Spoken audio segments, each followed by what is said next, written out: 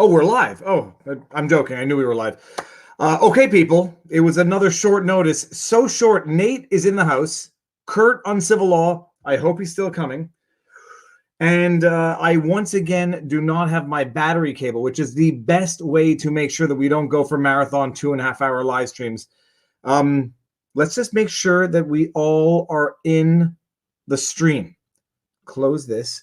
Okay, so we got time zones should go from north to south. Okay, so it means we're live. Wait, ostrich run prides, right? Okay, we saw some comments about the ostrich eggs. Everybody should know that eggs are unfertilized unless they're fertilized, in which case some people don't eat fertilized eggs. They only eat the unfertilized eggs, so you're not actually eating any sort of unborn baby. You are just eating the menstrual cycle of a dinosaur. Not deviant is not the word I'm looking for. The offspring of a dinosaur, or the derivative of a dinosaur. Chaos Divers in the house. Chaos, nice to see you. It's been a while. Why is Blue 923 taken? There, it's taken because you have that name. What up, Freight Train? Aussie Texans in the house. I vote for Spooky of Ostriches. Okay, I'll do a little bit, not so much of the intro because I think this was a little late. People knew we were coming. They got 15 minutes heads up. That's generous. Domenico De Coco says, don't have time to say I dropped a like. Keep up the good work, my dude. Your avatar is hilarious because you've put eyebrows on a stoned chihuahua by the looks of it. Or maybe it's just the eyebrows that make the chihuahua look stoned. Modern dinosaur, that's it. Derivatives of the dinosaur. Okay, let's bring Nate in. We're gonna bring Nate in. Don't be scared when you see him. Don't be scared when you see Nate from the epicenter of the coronavirus lockdown. By the way, in that one word, we might get shut down, and it's definitely going to be demonetized, but we don't care about that. Nate, the great Broady, how you doing? I think he's on mute. No, you're on mute. Yeah, or the mask is. There you go. It's just so much. I think I'm here now. But yeah, we're sheltering in place here. It's the apocalypse. But no, these actually they give us these little masks, which are pretty cool. So we're supposed to wear them now all the time. So it's because apparently the recommendation that they did no good was retracted to say that they could do good in theory. They might do something. Yeah, it's I don't know. It's we are. It's tough. It's tough. It's a lot. I think it's a lot worse than people think it is, because they're just not there in the midst of it. You know what I mean? And to some extent, I think it's bringing people closer together. And we'll get past this. But hopefully, we learn from these mistakes, of the past. You know what I mean? So now I'm going to get to the super chats. I'm going to get to all the comments, as many as I can. The first one is Chaos Divers. Love you, brother. I'm glad you're here, brother. Missed you. Thank you for being a YouTube true YouTuber. Yes, a true YouTuber. So now, just everybody knows Nate. You all know who Nate is. Nate's in we say the epicenter. Like there's epicenters, and then there's epicenters, and then there's epicenters of epicenters. Nate is in New York. Like New York, Manhattan, like New York, right next to the hospital, and is living this, breathing this day in and day out. Looks out the window, sees. I mean, it's. There's levels of involvement. Nate, I mean, tell us. Just I gotta stop sending you pictures of what's going on outside. It's like send Viva a picture. It's like, oh, hell broke. Looks like the apocalypse every night. He's like, oh my god. Nate sent me a video the other day from the from outside the balcony. It was 8 lanes of street filled with fire trucks, ambulances, police cars, and Lord knows what the heck was going on. I said it didn't look like a dire emergency because nobody was actually moving. They were all just parked, but it's like next level stuff. And Nate's walking in and out it's next level epicenter. But what is it? Okay, for people who don't appreciate what it's like, Nate, Manhattan is. I mean, you told me it's like 8.5 million people on 11 square kilometers. Well, yeah. Well, I would say it's like 3 million people on 11 square kilometers. Well, we call it 11 square miles, so it's probably going to be a more in kilometers, right? Yeah, 11 square miles is going to be more kilometers. So you're talking about 3 to 4 million people at any given time. That because generally, I think the population of the island is about 1.5. Those are people who live there. So you have people who are coming in, and I think you have up to 4 or 5 billion people on 11 square miles, which is very, very condensed, a very, very condensed population. But there are, what I mean by there are different levels to this. Like, my wife is a doctor in the hospital, so she goes every day into the hospital, and she has patients with corona 19. She's taking care of patients, so she comes home, and the directives that we get from the professionals are different than just for general public. For instance, she was told maybe like a month ago that we should more or less act like if we already had it, or act as if we were infected. And the reason why is because some of the patients that had already been coming in before people were getting tested, there was an uptick on patients coming in with flu-like symptoms, but they didn't know if these flu-like symptoms were coronavirus because nobody, it was in China. So you did have an uptick of people coming in with just flu-like symptoms. They would give them the test for the flu, and they would come out to say they didn't have the flu. So, you would send the person home, flu-like symptoms, and it happens all the time because there are many viruses that can give you flu-like symptoms. But so now they were saying that, well, some of those patients may have been corona patients. They may have been positive, and and without taking protections, you could have been infected. So they've asked us particularly to first quarantine for 14 days, and then act like as if we were infected. So, for instance, that we couldn't see our parents, we couldn't really see our neighbors or friends. We kind of had to live in like this isolation for a little bit of time. Then the guidance changed, because then it was like, okay, well, now since you got to have us living in this like little bubble, could you just test us to let us know, for a fact, because so we can at least have some semblance of living. But they wouldn't test us because we didn't show any symptoms. So it was kind of like, you got to believe that you're sick, even though we have the test. We can't test you because you don't show any symptoms. So we've kind of been in this like limbo land of, where, we've been positive or assumed positive for like the past month and a half, what I'm saying? And we just have to kind of live every day and they've been helping us out. They've given us masks and stuff so we won't infect other people if we happen to be positive. And then we kind of act like if we are not positive by, not touching everything. So it's been that type of thing. You know what I mean? When was the last time you've seen your parents?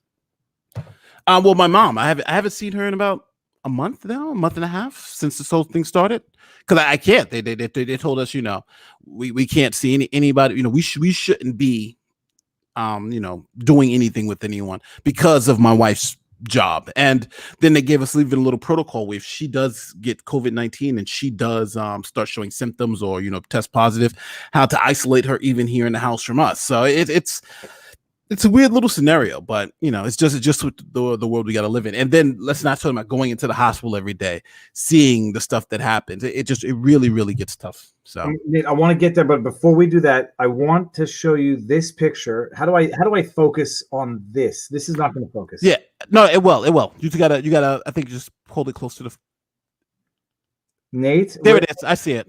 Okay, this was the first time we met, barely over a month ago, before any of this stuff even started. And I was just looking back through some of the pictures, and it is crazy. It's not to get nostalgic or like melodramatic. It's just amazing the degree to which the reality of our existence has changed within a month. Like, it goes in Contagion and all these movies, it goes by notches and increments, and you always say like, that can never happen because it's, it would stop somewhere, and we're literally living through it. Where I dumped some bread off at my parents' place. I dumped some groceries off. Okay, actually, hold on. I'll get to that. I haven't seen my parents in a month to begin with, but I want to do this. Okay. Wow. There are two kinds of people in this world: people who think dinosaurs with feathers aren't scary, and people who have tried to fight an emu. Don't fight an emu. They're vicious animals. Between an ostrich and a lion, it's a 50-50 battle. Most people don't know this. Ostriches will rip your intestines open with their hind claw and talon. It's disgusting. And thank you very much, by the way. Thank you very much for the super chat. Now, hold on 1 second. Who was it? It was Bobcat.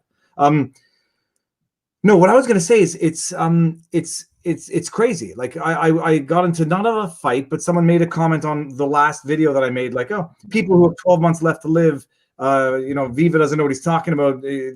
Try to cut 6 months off of their life, and it's a selfish thing. We all have to do our part.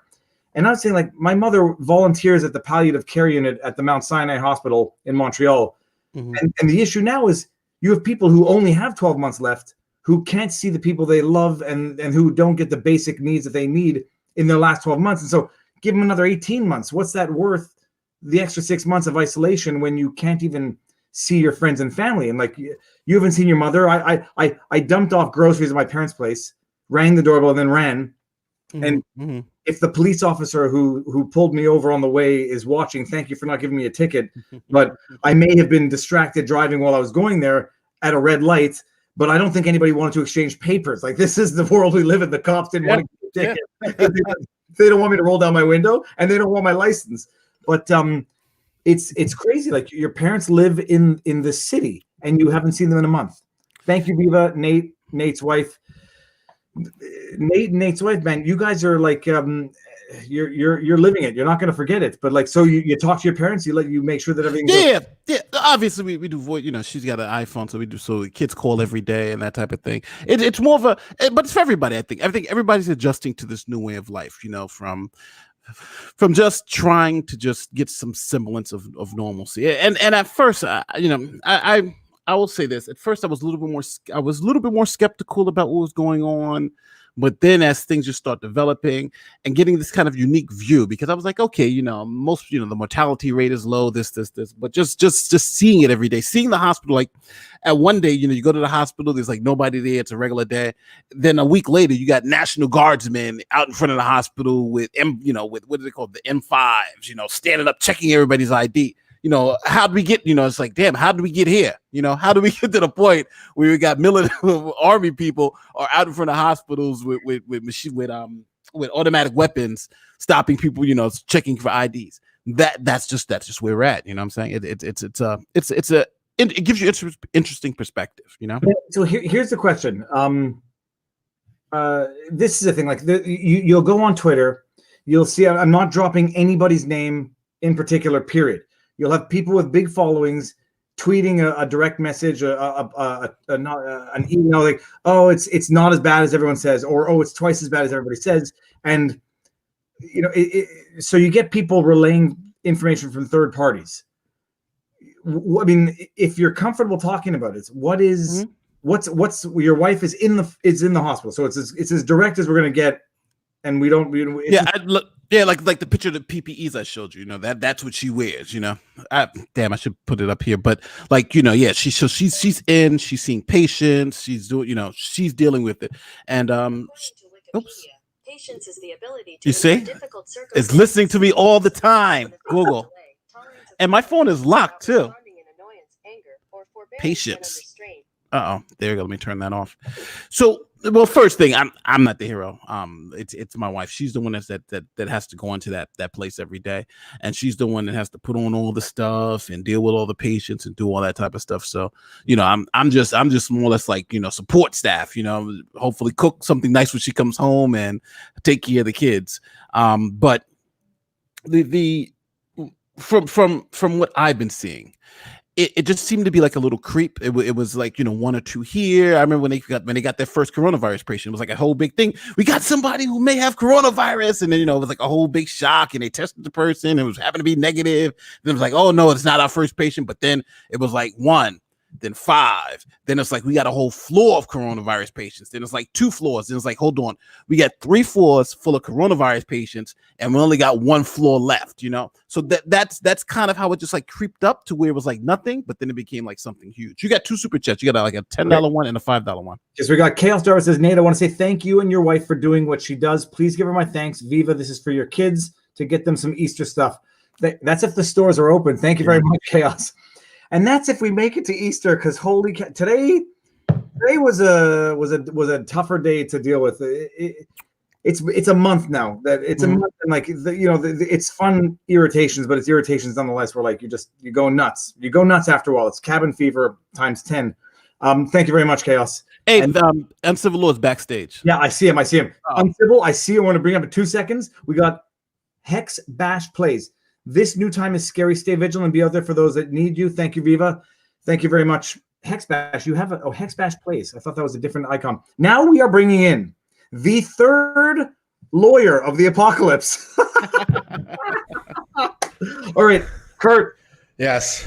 You look too relaxed. Your house looks too clean. You don't have enough wrinkles. You have no gray hair. What's going on here? Well, Living a good life. I just like to say that at 6:42, you say, "Can you get on a live stream?" And then I immediately respond by "Sure, when." And you know what you neglected to do? Email you actually back? Send me the link at any point. That would have been super helpful. Oh, you know what? It would have been helpful if 2 of the 3 kids, one kid falls asleep. Like, man, you could just touch her on the forehead and say, "You sleep," and the other 2, it's like. Well, you remembered for your BFF Nate now, didn't you? Huh? Yeah, dude. I just got it like 5 minutes before. Dude, I said it to both of you at the same time. Yeah. What you sent me was link here, which was not helpful. You're not getting the link. Oh, so hold on. Someone says, "What are you drinking?" Bourbon. I've got vodka and ice. Water. Bullet and ginger ale. Oh. Nate's just drinking straight up water. Yeah, water in a nice looking glass. Okay, but Nate, now I got questions. Kurt, you've been listening for the last couple of minutes? Somewhat, yes. I've been trying to break into the stream most of the time, but yes. Okay, so my question is this now. The hospital where your wife works, it doesn't matter which one it is. The question is, it's like, how many beds are in that hospital for the population of the borough, for example? Like what service population are we dealing with? Oh, I know in the borough there's about 2 million people. So and the hospital, for the whole state, for instance, there's only 53,000 beds. So that hospital doesn't have, I think, even nearly enough beds to take care. And don't forget, the hospital takes care of different things too. You have, like, for instance, labor and delivery. You have OBGYN. So it's so many different things that the hospital, all beds can't really take care of all patients. Sometimes you can have some crossover, but I don't think that works that way. I know they had to expand their capacity by 50%, which was good. And I know another thing they had to do was not even after expanding capacity, they had a lot of people from like Atlanta come and start helping people cycle out, because people were doing like 12-hour shifts because they started having a lot of patients. So that's kind of where it's at. And that's another question I want to ask you after this. Now, Jason L., thank you very much. Everyone looks happy on a jet ski. I just listened to a stand-up comic said, "You ever seen anybody not look happy?" It wasn't a jet ski. It was an air raft. I forget what it was, but anyways, Jason, nice to see you again. Adjusting. Guard deployed. We are being arrested for going outside. My town finding people for having just one at your house, etc. We're not adjusting, but forced by the guys with the guns to behave in a certain way. I can't disagree with it. I mean, I was just reading some articles today about neighbors calling the cops because they see someone was weightlifting on their front lawn, and but then again, you don't know what to believe, because it's all anecdotal. Even if this is the other thing, Jason, thank you very much for the super chat, and like to the comments. Even if I don't see a link, I say it's anecdotal. I need evidence. Even if I see a link, I say it's fake news. I want some details. Even if I get the details, I say, it's a one-off. And it's sort of like you always just write it off one level at a time. But yeah, I mean, people are literally asking, who do I call? Because I see people out on the streets playing with their kids, and they're not 2 meters from the next neighbor. Oof. Oh, one thing before I forget, one thing I want to tell everyone is that there was some really great news that came out today, but I'm always so surprised that the mainstream media doesn't play the news, and it was good news about the hospitals here in New York. What happens is that because people have been sheltering in place, they've been in their house, people haven't been in car accidents, they haven't been, so it's been record low hospitalizations for everything else. Like, if the hospital, like right now, it's been record low hospitalization. So what happens is the runs that they've expected to happen in the hospitals have been happening, but there've been so many more beds available because they were thinking that, you would still have their normal hospital stuff happen, but they didn't happen. So and it's been positive because it's really been helping the system by having record low regular hospital, and even things like diabetic, even like people running for diabetes, going to the hospital for lack of medication. It's because people are just being less injured at home, more cautious. So it's so that was like such encouraging news, but you look on any of the news media, you don't hear anything about it. It's all, if people aren't dying, they're not playing it. And the death rate has been going down. I think last night it went down 50% here in the city. I mean, in the state. So things are looking good, but if you look at the news, it's not. It won't even mention. It won't even make a headline. But there is good news coming out of New York. I have been shitting equally on Fox News as much as CNN because they're all part of the same. They're all part of the same problem, in terms of just spreading fear mongering stuff. Like I said it in a previous stream. Like anybody that dies related to the virus is a celebrity that deserves front page headlines on CNN or Fox News. And now, they report on zoo animals, which displaying symptoms of COVID, which now is a code word for coronavirus, where animals have always had a form of coronavirus and it's been common in cats. But now it's not, now whenever it happens, it's front page news to scare the bejesus out of everybody. First of all, Nate, before we get to you, Nate, Cyrus Parser versus Google LLC. Dude, I am all game for anything that is not related to coronavirus. Like, I want to stop talking about it. It's not that there's nothing else to talk about. It's just that there's nothing else going on. Thank you very much, Flat Earth, by the way. It's good to see you here again. And we got Jason L. again says, this quarantine has me smoking twice as much. The way I see it, I'm going to go to the hospital 2 times younger. I don't smoke. You should really stop smoking. But I drink alcohol. And I have not been drinking twice as much. I can measure it. I've been drinking 30% more.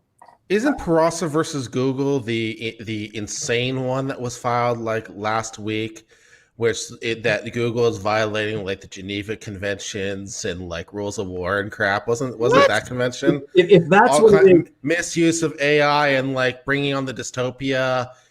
It was really like, wasn't that case? I seem to remember that one. If that's what it is, if it's the pro se lawsuit that someone sent me that is 50 pages long. The one that mentions articles of war and drones and health and human conventions. Isn't that Parsa? Hold on, let me see. That Flat Earth, is that it? Because if it is, it's not to be disrespectful. The one I saw was 50 pages. Each page was one paragraph. They were talking about drone killing machines, AIs, and not to undermine it. It's just that, like, everyone's watching. What is it? Not Tiger King. Everyone's watching Tiger King, and Leonard French did a lot, a stream on the pro se lawsuit. I can't do those things because they're not there. They are. It's virtually impossible to parse through them without being judgmental of the drafter, and that's not the purpose of those types of lawsuits. But it's the purpose of my channel. I'll judge them all day long. Do it. I mean, I read it. I read the lawsuit, and I said I can't do it because it's impossible to properly assess it without being hypercritical of the drafter. But when you have a pro se lawsuit, you got someone who's in jail with a lot of time on their hands and a lot of anger, and as far as I'm concerned, justified anger. But drafting stuff that is a judge is going to have to parse through it, and a judge is not going to be patient. You don't necessarily want to hate on the prisoner lawsuit. I mean, Gideon versus Wainwright was handwritten on prison stationery to the U.S. Supreme Court. So sometimes, man, sometimes you got to do what you got to do. Well, this particular time, I read through Tiger King's lawsuit, and there would be lessons in terms of how not to draft, but that's not a lesson I necessarily feel comfortable teach. It's not a lesson I feel capable of giving to anybody. Joshua Cornelius, I love that beard; it's so beautiful. So, what happens in 3 weeks after millions have depleted their life savings and they need our excess for diabetes, heart attack? Well, in 3 weeks, okay, we're not going to predict. In 3 weeks, I can't do it. We'll see. But this goes to the economic issue and part of my continuing hatred for everyone, which you were expressing earlier via Fox News, CNN, MSNBC, whatever. Because when Trump was coming out and say, "Oh, we might need to consider the economic things," like a couple weeks ago, how dare you? Just one life, all that matters. And I'm thinking to myself, okay. And we can already see the signs of where this is going. And so 3 weeks from now, it's going to be, why didn't they do anything more to save the economy? It's just such short-term thinking. And Trump opens his mouth and says, geez, it would be nice if we're reopened by Easter. What an abomination. This is horrible. Like, how dare you think about money and capitalism? Okay, well, let's talk about, millions and millions and millions of people being unemployed with no end in sight and no rent being paid and so forth and so on. Maybe that merits some consideration in this discussion. No? Okay. No, it's an amazing thing. And without naming the people that I follow on Twitter, the one trend on one side was, whose grandmother are we sacrificing for the Dow Jones? And then on the other side is like, we have to start thinking about the economy. And then like, oh, you literally calling them murderers. I mean, literally calling them murderers. And then the issue is, And Nate, I want to ask you about this now. Forget about heart attacks, forget about heart disease, forget about cancer that we're not going to see for another 20 years because of the stress that people are living through. What about crime on a daily basis? Like, Nate, you're in the epicenter of the biggest city, one of the biggest concentrated cities on earth. Do you see it? First of all, are there stats that anybody knows as to upticks in crime? I haven't seen it. I know there are upticks in domestic violence that's going up high in child abuse cases. I know those are really big, but you would suspect that because people are at home, with their abuser, and now you have maybe even less options, before you can go outside all the time, but now you can't.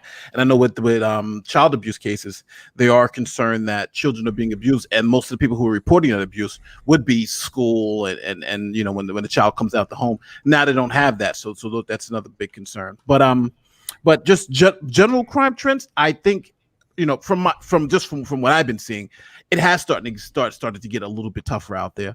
I just walking to the car now seems to sometimes be a interesting piece of it, because think about this: most people live week to week or paycheck to paycheck, right?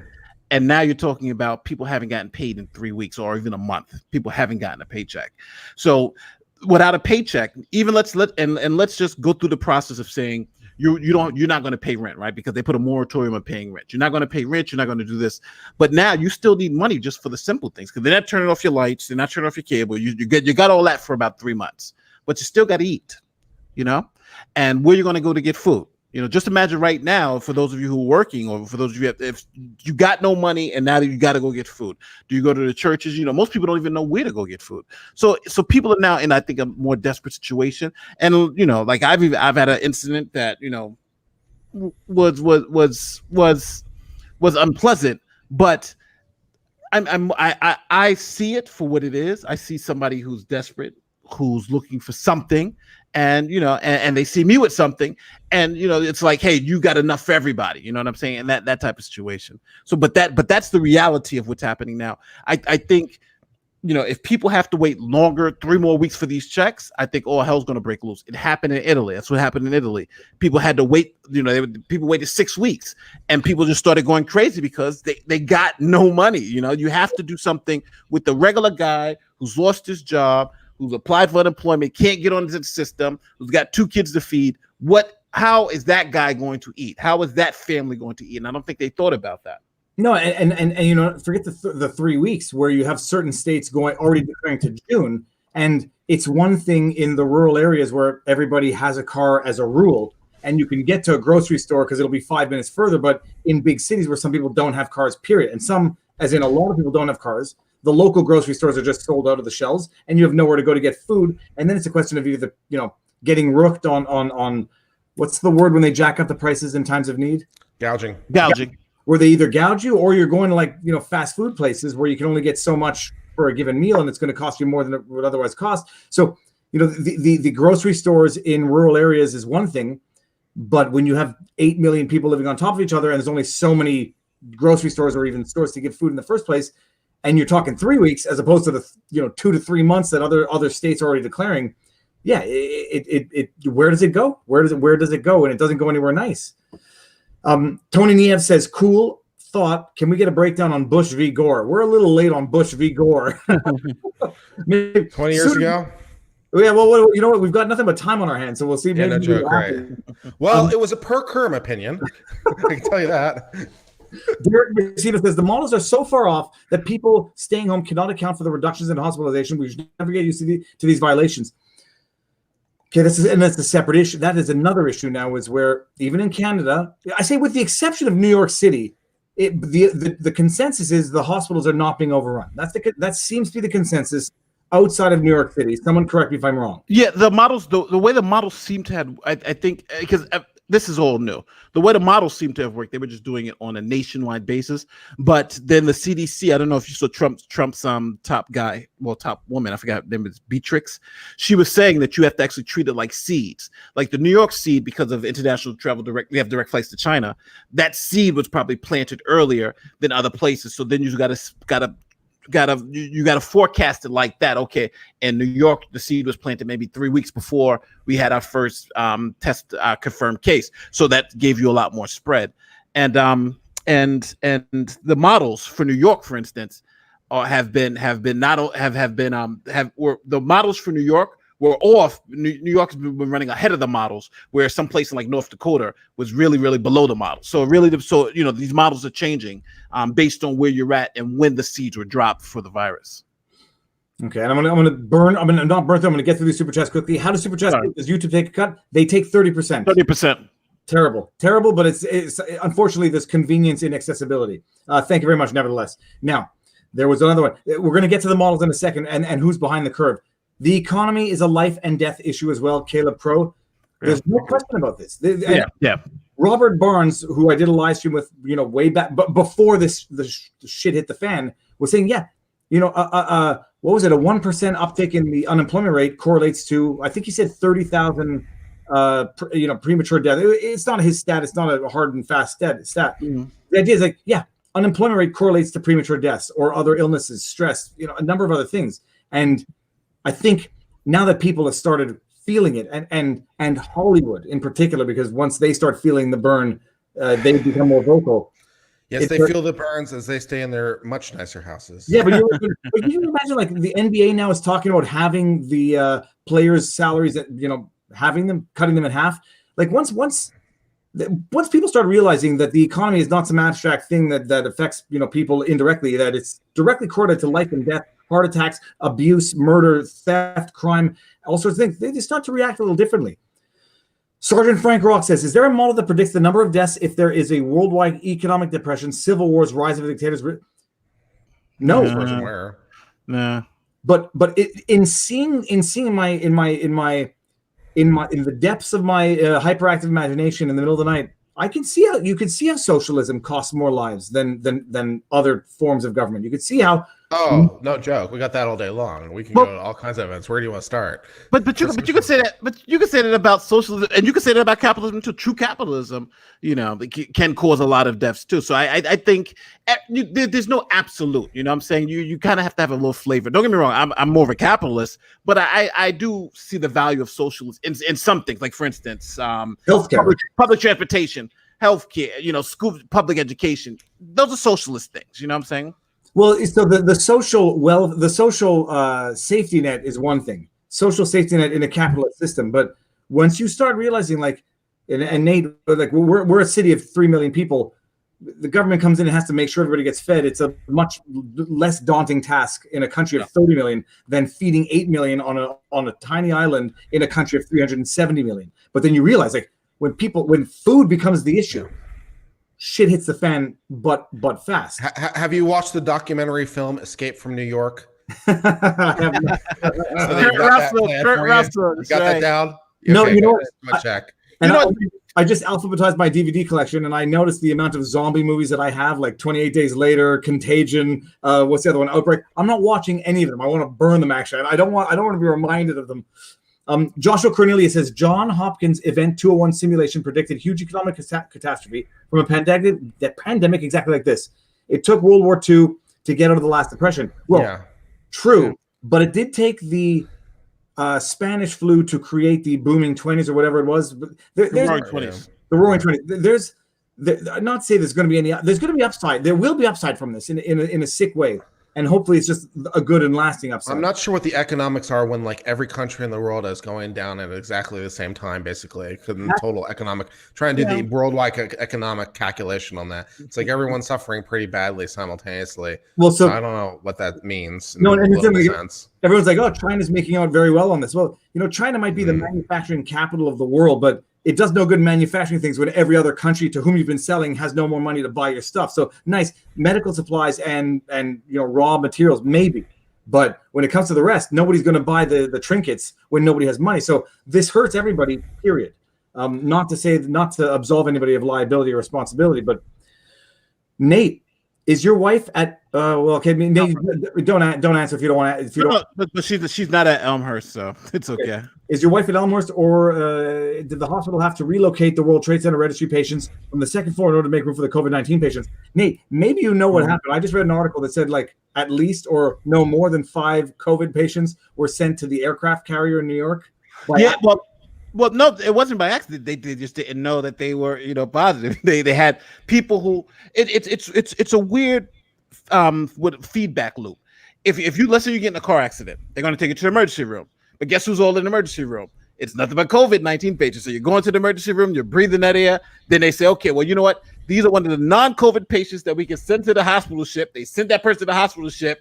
A day later, COVID-19 positive. Oh my God. You know what I mean? Because the person comes in for one thing and the system is just broken.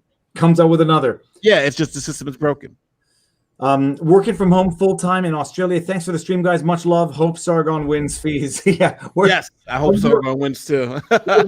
we're not going. I think that has been delayed. The judgment, maybe the judgment won't be delayed because the judge has got nothing else to adjudicate on now. So maybe that's right. Maybe it's going to be a quick turnaround. He'll get those fees. Oh, that's right. They terrible. Didn't fold that into my prediction. Okay. You should get those fees though. Thank God. I think most people agree on that. Yeah. All Middle Mike says, Nate, is that your COVID-19 mask over your right shoulder? My Jason mask. Jason? Yeah.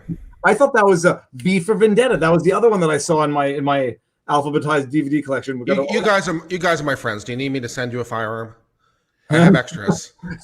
Trust me, I do. Unfortunately, now. So funny discussion I just had with someone on the street today where they said, "Do you own a firearm?" And I said, like in Canada, firearm. Owning a firearm is almost more of a liability than not owning one, because if you own one, if you own one, the government knows you own it, and they will come knocking at your door the first second they decide they want to take them.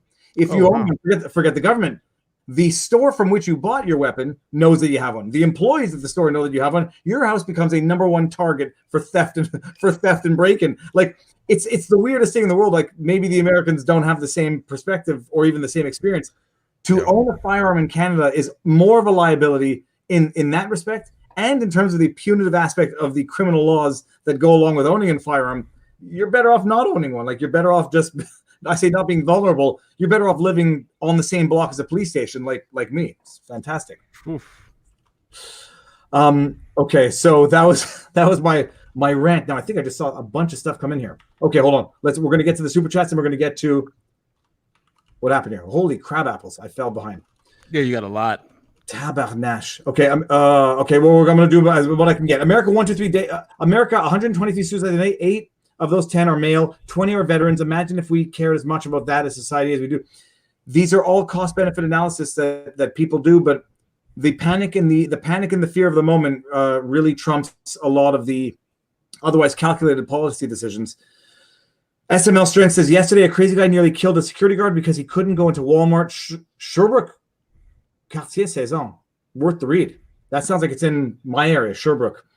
Oh, look. There was another story about someone who couldn't get the eggs. They could only get 2 cartons of eggs at the grocer, and then they started throwing. This was in Israel. Someone sent me a link, and they weren't happy they couldn't get more eggs than they wanted, so they ended up throwing the eggs at the grocer, which is great. South Park is right about everything. Blame Canada. This time around, we've done nothing. The only thing we can blame Canada for, or Canadians can blame their government for, not necessarily being well prepared. Tony Nieves, with the potential of elections and primaries getting pushed back, Bush v. Gore could be interesting to refresh on. I see it now. Uni of Pittsburgh has a case study. What is going to happen in the States if you can't have the elections in November? Well, there are 2 things, though. The backup is the House of Representatives picks the president, and the Senate picks the vice VP. Yeah. Well, the Constitution says that every state has the right to choose the electors. So the way I read it is elections are technically optional. So the state legislatures could theoretically vote in a panel and vote anyone they want, I guess. So that's an option. Yeah. But we could also do voting by, but also like most states, in fact, every state, to best of my knowledge, allows you to vote by mail as long as you have a reason. Some don't require a reason, but some do. It's like, what is your reason for not being able to go in person? I think everyone's got that covered. So, there's that. Well, hold on, but don't forget the law that they wanted to pass to allow everyone to vote by mail. Oh, I have no objection to that. But the obviously the GOP blocked it because, and Trump, I don't know why he says these things, but he said that that if that were to pass, no Republican would win ever. So, but I think he may be underestimating the power of the Republican bloc, but it is what it is. That's interesting. Now, by the way, Catastrophe says, how can we give you guys USD without YouTube taking a cut? Nate, do you have a PayPal? Nate and Kurt. I was going to go Nate, Kurt. Nate, Kurt. Do you guys have a PayPal other support links that you want to state? Not yet. No, not as of yet. But I'll set something up. Okay. When I get to about 10,000 or so, I'm going to start opening up alternative streams. But I'm not big enough to support that yet. Yeah. Matter of fact, I have Venmo. If anybody wants to Venmo, NatBro3. There you go. I think Venmo. I have Venmo somewhere. I have to figure out what my Venmo account is. Hold on. Well, if you could do it, stick the link in right now so that we can see it. It's going to be at the 40-minute mark, so that we can so that people can see it. DVN says, I'm very worried about this being used to enact forced vaccinations and ID chips for buying, selling, and travel. Please make me feel better. So this is an interesting thing. I've heard about this. I've had this discussion with somebody where I'm not worried about the vaccinations per se in terms of any like nefarious purposes, but in terms of travel, yeah, like show me that you have been vaccinated for X, Y, and Z, or you can't board a plane. What do you guys think about that prospect? That already happens now. Like for instance, like there's some places you can't go overseas until you get vaccinated for certain local diseases. So that happens now, right? Mandatory vaccines were upheld by the U.S. Supreme Court in 1905. I think it was Morrison was the name of the case. Did you say upheld or repelled? Upheld. No, upheld. Mandatory vaccination was upheld by U.S. Supreme Court in 1905. So yeah, they're fine as long as they're being done for health and safety and been medically approved and so forth. Yeah, they're legal. So DVN, I don't think that was the answer. I don't think that was the answer. I'm sorry to bust your bubble by citing case law, but that is what it is. And then we got to Nate. El Rojo Grande says to Nate, the difference is capitalism has never directly killed someone. Arguable. No one has been shot for disagreeing with capitalist regime. Arguable. That's what's meant by being killed. But I think we can agree that the socialists, like I was listening to stand-up comedy the other day because that's all I can do to remain optimistic. And somebody was saying like why is Hitler always the standard unit of measurement of evil? Like why? Stalin killed 3 times as many.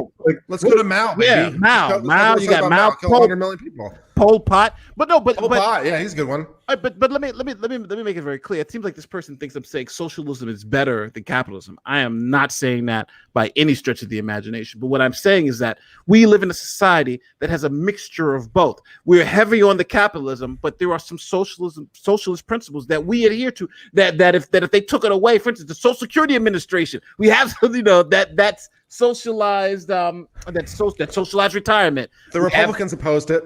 Yeah, maybe so. But let's not forget, we got public. We got socialized education. We have socialized police and firefights. So just so everybody understands, socialism, you've been trained to fear, but you live in a society that uses principles of socialism and capitalism. I'm sorry, that's just a fact. I don't know how to say it any better than that.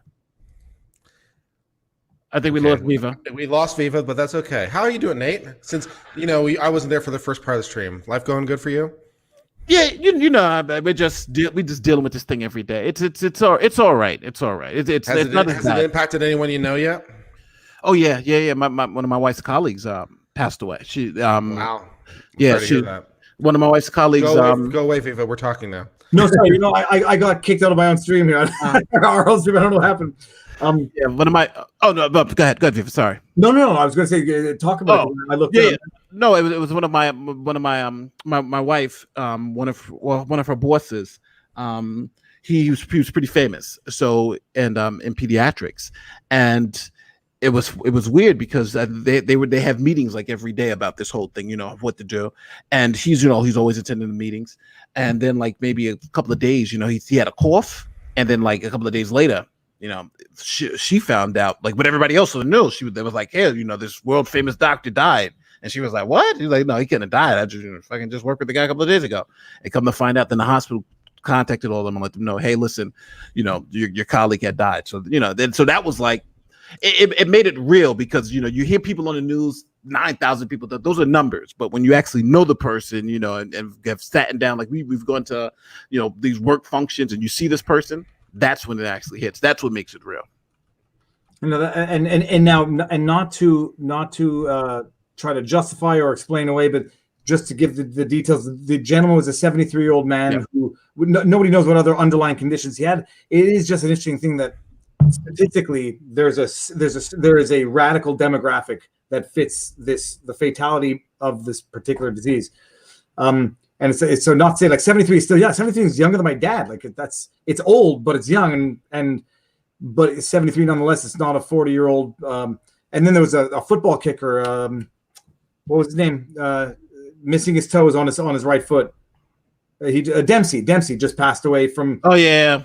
But then not to get cynical or skeptical, then it's always the question, you know, like, did they die of or did they die with the virus? And you have a lot of people asking questions, and this is where, like, the truth is the first casualty of war, where you have enough stories that come out, and then people start asking questions, and then people start doubting the official stories, or people start asking questions about the official stories, like, did they die of or with, and what was the death of? But the doctor, which is like, you know, shocking to anybody who knew the doctor and worked with him from one week to the next. Joshua Cornelius says, should we strike the word inalienable from the Declaration of Independence and legal theory lexicon? Yeah. Inalienable, except in times of crisis determined by the government, and or in which case they become highly optional. Right. Well, in the broadest sense, and we're going well deep into political theory at this point, but the idea of the right of liberty, for example, is inherently in contrast with the right of a society in some degree. You know, you can't have perfect liberty and society at the same time. Society requires some sense of mutual cooperation and agreement, which I guess goes to Nate's "let's all become commies" point from earlier. But you know, there is some inherent tension there. But at least as to the constitutional law analysis, before we all completely freak out, as I've been saying this before, it's like we normally have different tiers of review for different situations. This is not our first rodeo. We've been down this before as a country, so we can point to different situations where the law has addressed these questions, and I can give you some ballpoints of why law has come out different ways. So I don't think we should be quite in panic. Nevertheless, I think the libertarians have a fair point that we should be jealous, to use precisely the right word, of our liberties and cautious about what the government is doing. I want to caveat that with also saying too, we have a sovereign up government versus a sovereign down, and in terms of, you know, back whenever, when you had the monarchs, they were saying the God has given us the power to rule, and, you know, so they were divine, you know, they were divine rulers. But when you had the United States, they didn't really have that. So what they did is they said, you know, the God gave it to every individual, and every individual now who's part of the union gives up a piece of their sovereignty, so for the cooperation, like Uncivil Law was saying. So it's interesting. When I was just doing a talk about the Declaration of Independence the other day, and why God is in that document, and God is in that document is because that's where everyone else got the authority to rule, from God. And the United States wanted to use that same type of that same reasoning to instill the power in the people, and then we gave up our sovereignty to the first state government, to local government, and then to the national government through that. Catastrophe says, how much to get you to say Z instead of Z? $2 apparently, because I just said Z. But on a going forward basis, we'll see.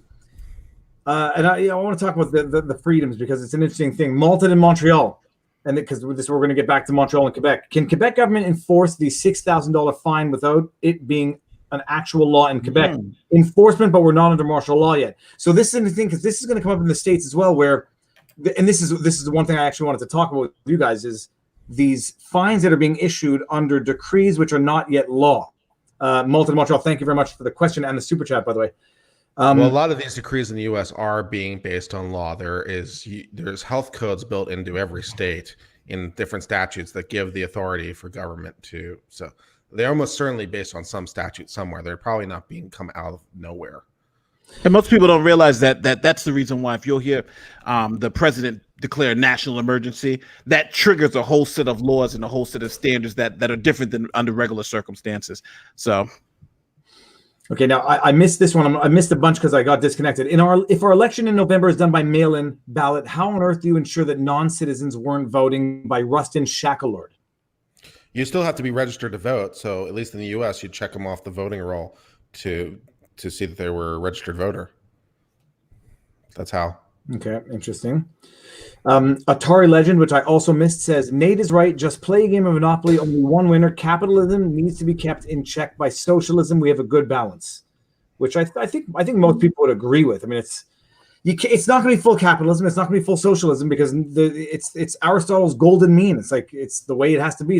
There's going to be some people who cannot support themselves, and they're going to need something of a safety net from society to ensure that even if it is their fault, that they don't taint or affect the rest of society through what might be their fault. It's fine. It's not a question of that. But can I make this point about the voting? Because everybody keeps saying Mike Henderson, thank you. Everybody keeps saying this point about voting. American citizens, though, don't have the fundamental right to vote.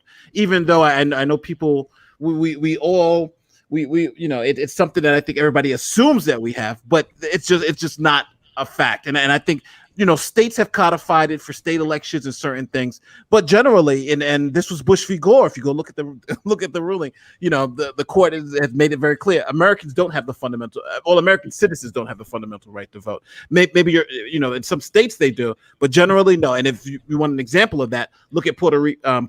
People who live in Puerto Rico, they are American citizens and they cannot vote in federal elections. Look at people in Washington D.C. So voting, even though I understand, it's people feel like it's something that has to be done. It's just not the case that's an actual right that we actually hold as citizens. And that is the difference between a constitutional republic versus a democracy. A direct democracy or direct democracy. Yeah. Okay, very interesting.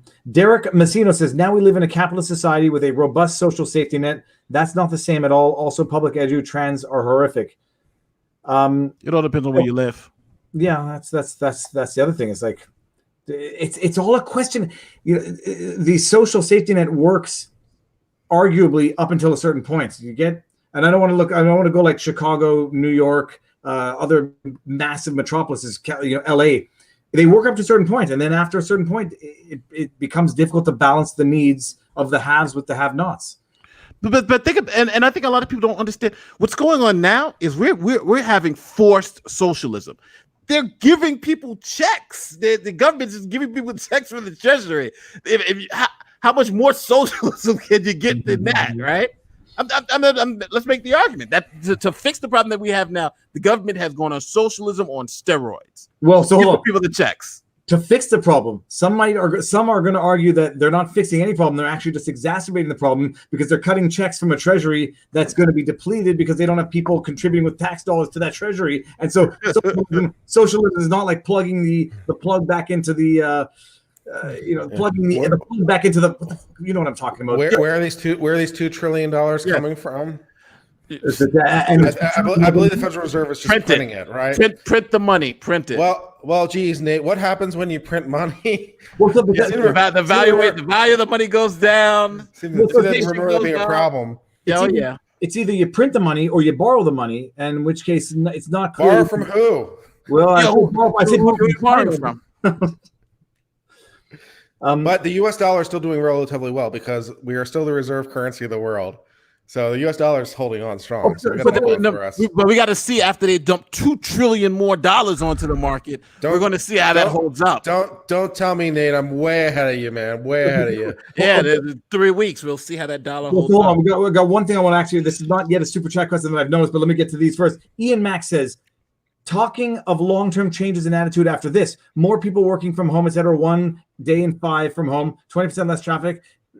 We're going to learn some good. That might be one of the good lessons we're going to learn from this. It'll be interesting to see what the permanent shift is in terms of work from home. And what industries are capable of being digitized and going online now, like healthcare, for example. There's no reason why you should have to go into the the clinic for certain checkups or for certain prescription refills. Do it online, and it should be digitized, and we're going to be forced into doing that right now. Okay, Atari Legend. Nate is right. Sorry, I got this one already. Okay. If we play a big game of Monopoly, I will destroy you. Well, that's because it's luck, Kurt. That's not because it's the game of Monopoly is a game of luck. There is definitely strategy, and I've studied strategy on Monopoly. I will destroy you. Okay. Jason says you missed this super chat. American government is run by the N-word, the other N-word. Okay, I'm now in double big trouble. And Americans better listen to what their government says. Discuss. Whose super chat was that, Jason? And sorry I missed it. I don't think that we're run by authoritarians. I don't see that personally. And if I think anything, it's kind of contra because people have been suggesting Donald Trump is authoritarian. They've been using that word to describe him for a little bit, and like the Democrats have been saying, please invoke the National Defense Act, please invoke these mandatory national quarantines. So Donald Trump hasn't been going on authoritarian impulse. I mean, the Democrats have been all but baiting him to nationalize the entire economy and institute all the bans and all that stuff. It's like, and he's not going it. So I don't see Donald Trump as particularly authoritarian. Yeah, I agree. Joshua Cornelia says neither capitalism nor socialism are evil on their own, but rather it is the human condition that ruins all systems with greed and corruption. Over time, even capitalism gets ruined. There's no question. Joshua, that was a beautiful super chat. Humans are garbage. Okay, so I can't.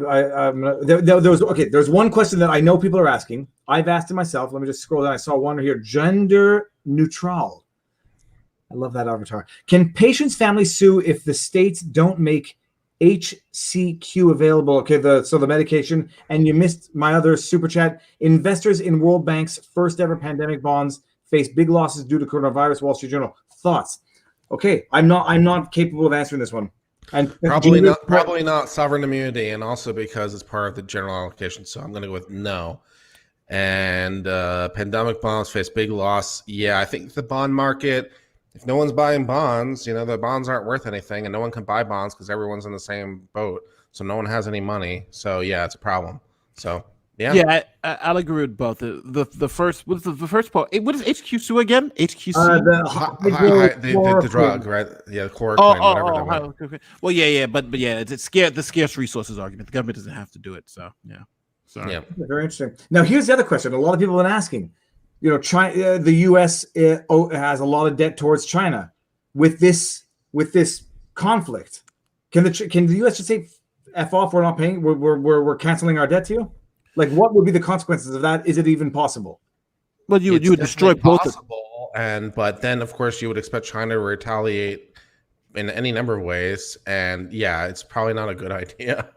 Okay. Well, you destroy both economies. That too. That's effectively what you would do. Yeah, that too. Yeah, but some people are saying, well, one economy is so destroyed anyhow because of the other country. Why don't we just cancel the debt and say, screw off, look what you did to us, now we're going to do it to you?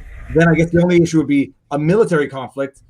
As if international travel is cut off, you wouldn't necessarily have the risk of an subversive sort of biological warfare type thing. But this is one thing I don't understand about the economists. We have China where we kind of want them, in terms of they hold $2 trillion of American currency, right?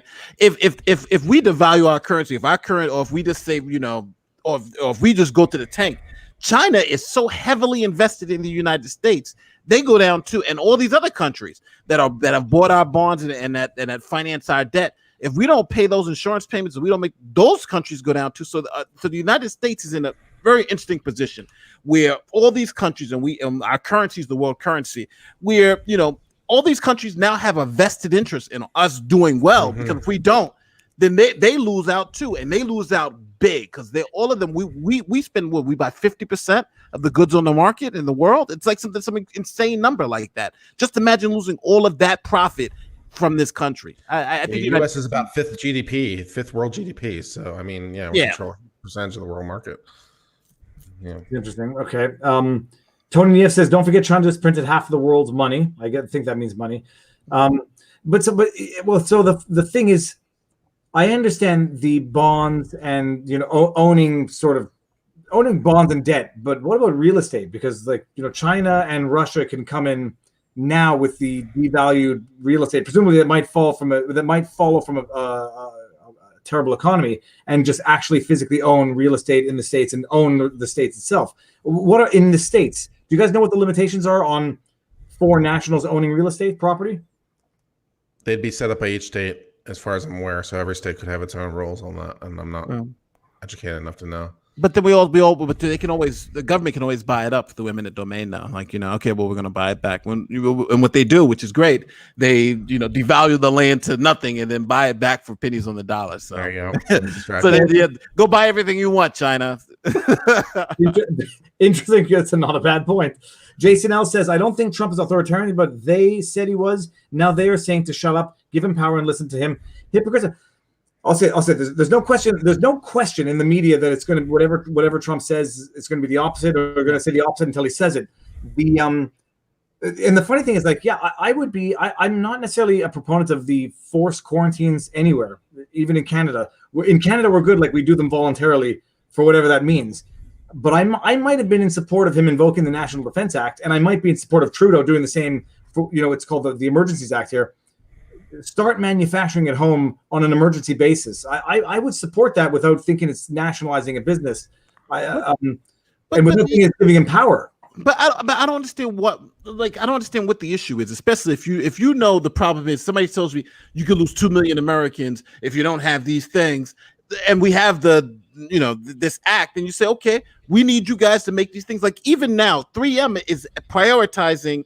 I think overseas markets because they're paying more for the mask. Why is that even allowed to happen? Why not just okay, you have to sell it to us, you can't sell it to anybody else, and when our needs are met, then you can sell it across seas. It just makes more sense. No, I have no particular objection to that. I did hear that 3M was trying to not sell to Canada for a while, but I think that's back.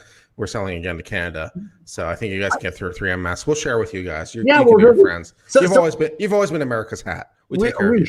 I have no problem being America's hat. Like, but the funny thing is, like, on Friday night I did a stream, and people were like, "How do you feel about America not selling face masks to Canada?" It's like, it's not their obligation to do it. It's not that I don't love Canada, but why would that be my expectation? I would expect Trudeau to say, "You're going to manufacture them here, and we're going to find a plan." I know we have the potential. I never actually thought about where the raw materials come from, but that's a separate issue. But the video I put out yesterday where we're talking about Ontario saying we might, the measures we have to implement for the period of time to prevent the deaths because we were missing 500 hospital beds. Well, for Christ's sake, even if it's $1 million a hospital bed, build the hospital beds, 500 and $1 million each, as opposed to doing what you're doing now, which is going to cost more than all this stuff. Like, there are measures that can be done. Call them draconian, call them authoritarian, call them whatever you want. I don't think the government wants to be in the business of manufacturing face masks. So the sooner they can get out of it, the better. But there are certain emergency measures that are going to be value added emergency measures that you don't even have to think about. But Viva, let's just be straight up. If you're an American company and you're producing masks, there should be no one else you're selling masks to except U.S. citizens and the federal government. Period. If you're selling masks to anybody else, then you got a problem. 1,000%. And if they want to sell masks to somebody else because they're getting more price for them, tariff the living bejesus out of them before they leave the country and let them see what they're going to net afterwards. It is your country first, and I don't care if you're a corporate citizen that is driven not necessarily by nationalistic principles. Too bad. And that if I'm going to fault Trump for something, and I could fault him for something, invoke the National Defense Act, invoke the Emergencies Act, and make corporations produce what we need until we're good, and then worry about it afterwards. But to be fair, he did it with GM. GM tried to play that game. He put the order in for like 20,000 ventilators, and then GM got a better offer from China. So they came back and was like, "Well, hey, we can only give you 2." And then he said, "No. You're giving me my 20 national," and then called it a day. So I just don't think you should do it piecemeal. Just do it, and let's stop playing the game. 100%. Pull the Band-Aid quickly and painlessly, and deal with all of it at one time, as opposed to like the death by 1,000 cuts. Laws of universities says, does anyone feel like the Chinese have a fascist record? And if the world fascist, of course, it would be to the Chinese government right now. With their one-child policy, which I don't believe is in place anymore, but still, I think calling them fascists is kind of fair. They're a little authoritarian, a little controlling there in China. Just some minor issues with the issues that they denied the whole thing and locked people up and apparently blowtorched their houses so they couldn't leave and so forth and so on. Welded them in place. So not the greatest country when it comes to human rights in the world. No, you know what they're doing with their COVID patients? They put them actually on an app. They have an app, And if you're COVID-19 positive, they put you on the app and GPS track you so you can see like where all the COVID-19 patients are. Sick. Great. How they track people. You do know that our government just made available an app which effectively is the same thing. Pretty much, which was like download the app, and if Comrade. it'll tell you, it gives you access to your phone, to your cell, to your just download the app. It'll be. I've got the Russian national anthem lyrics up here, and I'm trying to memorize it as we speak. My God. Okay, so Dapper Dave 527 says, why is Trump wrong about infrastructure bill? It produces jobs and is must needed service for the future. Also, massive hiring of nurses, healthcare. I can't feel this. What do you guys think? I don't really like same objection I had. I don't want to just keep adding money on top of the problem endlessly. Not that we can. And same problem I have with like Nancy Pelosi. Like, let's just do an immediate stimulus bill. I'm like, how about no? Because like we can't just manufacture $2 trillion out of nowhere. That money has to be accounted for one way or another. Now, one way you'd account for that is by a growing economy. That's the way you normally do that. Because normally you have more money as there's more economy to promote inflation or to promote people buying things. Because the idea, at least in market theory, right, it's like you want a very small amount of inflation, so there's a incentive for people to spend money because it becomes slightly worse less over time. So you want a very small rate of inflation. So as the economy grows, you print more money, so the money becomes slightly less worth, so that inflation has a manageable rate. This is a normal theory. Okay, so right now we're printing massive amounts of money at a time the economy is not growing. This is not good. Now, this can be fixed if the economy grows in the future, right? We can back end this thing so that we will grow into it if the economy restarts in some sort of near part of the future. But you can't do that endlessly. If you keep doing it endlessly, you get inflation, and then you get hyperinflation, and then everything goes straight to hell.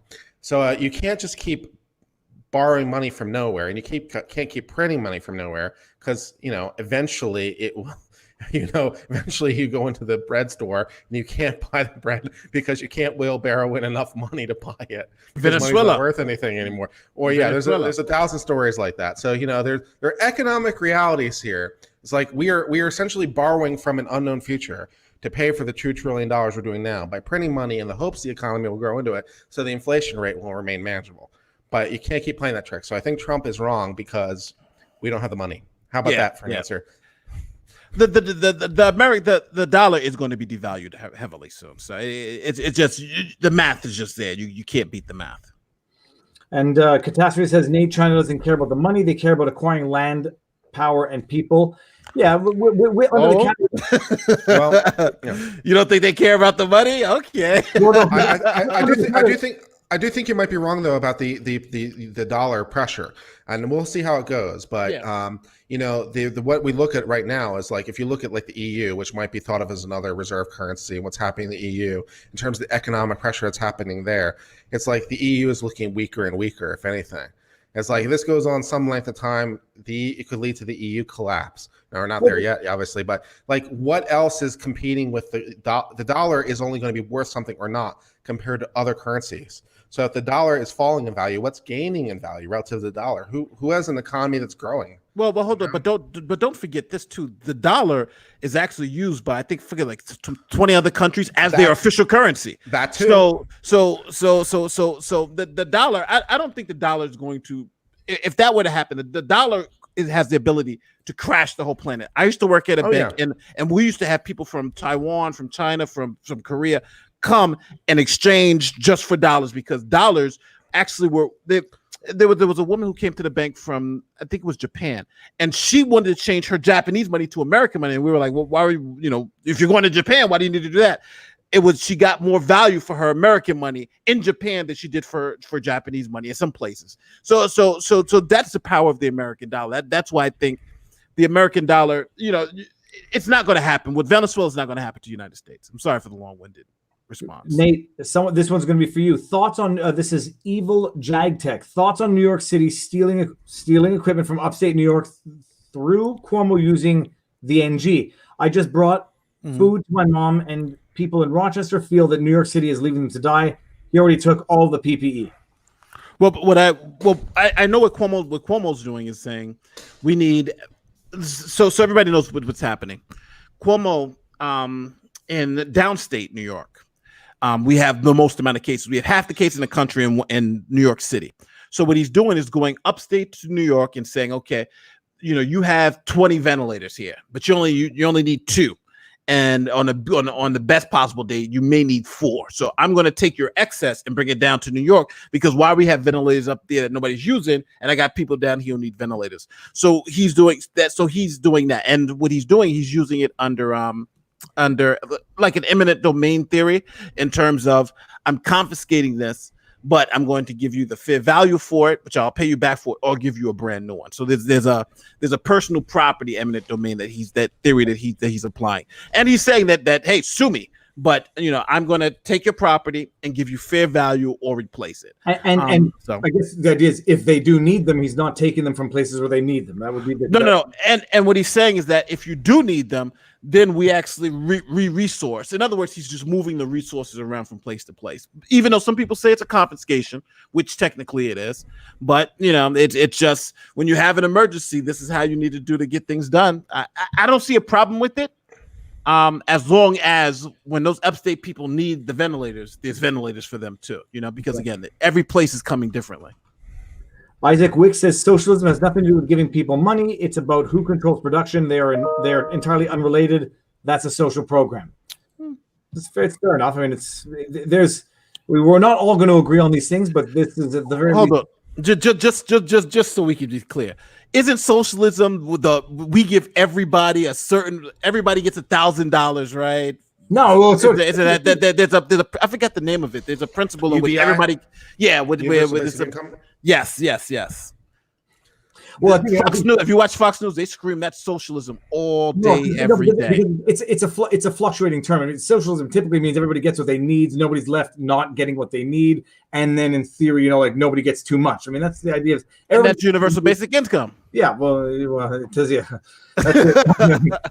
Okay, Rusty Shackford says, I hope 3M's masks work better than their earplugs. I need to know which earplugs I use at night. My earplugs work very well.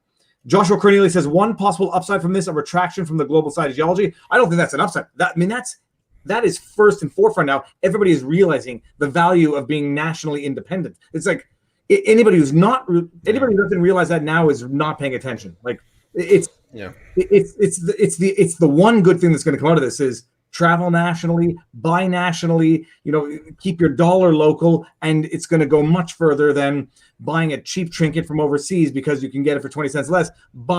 Pay more, buy less is my motto from now. I think people live with their pockets. If something costs me 20 cents from China, $1 in the United States, I'm still buying it from China. I say that, and like free publicity to the 840 people that are watching. Len Thompson fishing lures, the spoons that I use. I'll pay $5 for one of those here, as opposed to $3 for one from I can get them at Dollarama, literally, which is like our dollar store. I will not buy the cheap ones that are made overseas because they are crap. The hooks break. They rust. They don't keep their shine. Len Thompson, best lures on earth. But I'll pay $5 for it here. I treat them differently. I regard them differently, and I think we need to do that with everything. With an Apple. If you're getting a sponsorship, I want in. I'm not. No, I sort of not. In a completely unrelated matters, have I told you about Raid Shadow Legends, the wonderful game that's sweeping the internet? No, this is a wrap. Hold on. Tara Olsen says U.S. had 250 million stock they sold of masks. No, there's no question. There's some silly stuff going on, but no, like the idea is commodities are like fruits should be treated like commodities. I will pay $1.30 for a Quebec apple as opposed to $1 for, I want to pick New Zealand just because that's in my head.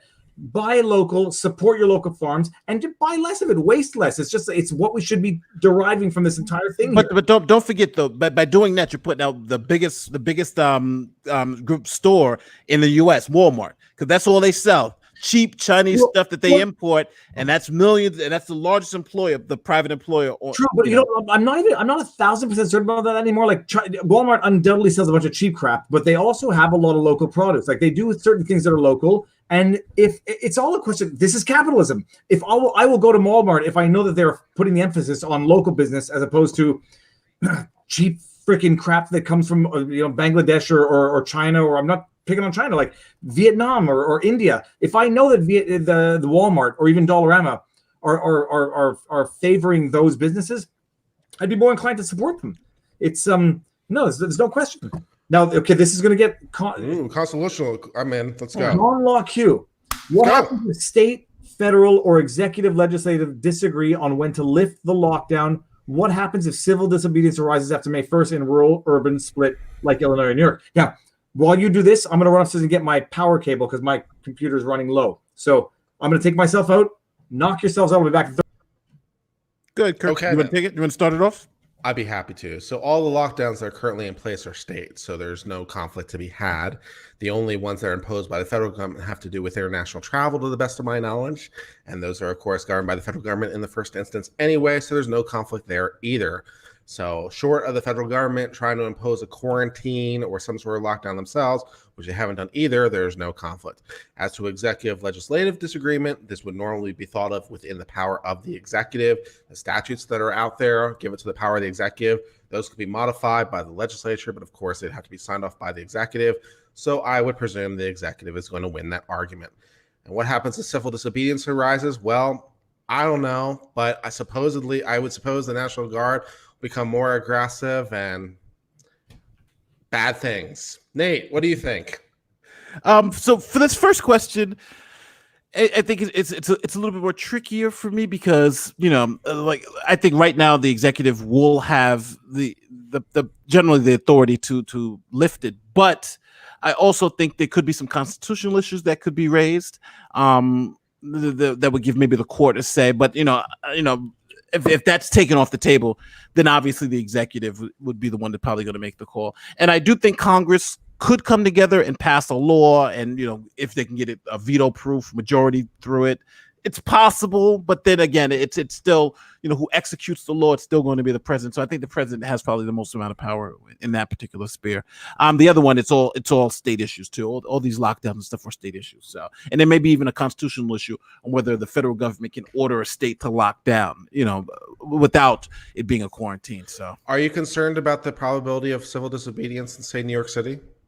Yes, no, that's definitely going to happen. If people don't start getting money in hand so they can go buy food and stuff like that, that's definitely going to start happening. It's already started. I think last week there was a big rally in the Bronx because it was the first of the month for rent, and they were saying for the governor to stop all rent payments at least for this month, because now you have people who may get these checks and may say, hey, I got to pay rent because the guy's threatening to kick me out. So they said they should just suspend rent payments, but the governor doesn't want to do so. Now everybody who's not paying rent for the next 3 months are going to owe that rent eventually. So they're saying that's not fair because, we're not making any money. How are we going to owe rent? Nobody's making any money. So, and it's like talking about causing a problem by fixing one, giving people $1,200 as opposed to paying it directly to their landlords, or giving tax credits to their landlords so that the people who get the $1,200 don't squander it on things that are not necessarily essential. Okay, I missed a bunch of things here. Jason McConnell says Walmart's sun symbol looks exactly like the drawing of a butthole by Kurt Vonnegut, which is ways stuck me as appropriate given what's inside. Okay, if I pull up these chats, I'm going to pull up when I can see them. This is Laws of University says, I would like to remind everyone that Stalin had been elected through a democratic process, and democracy alone does not protect us from government. No question. Now I think I've seen these. Let me bring this up right now. We got this one. Sorry. Fair value on a respirator on today's market is what? What does a respirator cost? $1,000? $5,000? No, just Google. That's a Google question. Okay. Well, it's medical equipment, so. Okay, we got socialism from Jason L. Socialism, a political and economic theory of social organization which advocates that the means of production, distribution, and exchange should be owned or regulated by the community as a whole. Which sounds to me is the same as communism, but that's my taint on that issue. You got portable ones from $300, and then you have the full hospital one for about $10,000. Dapper Day says, can president delegate DPA to governors use state COMPA? What is DPA? I don't know if you can, the Defense Production Act. I don't know if you can delegate it directly. That's a good question.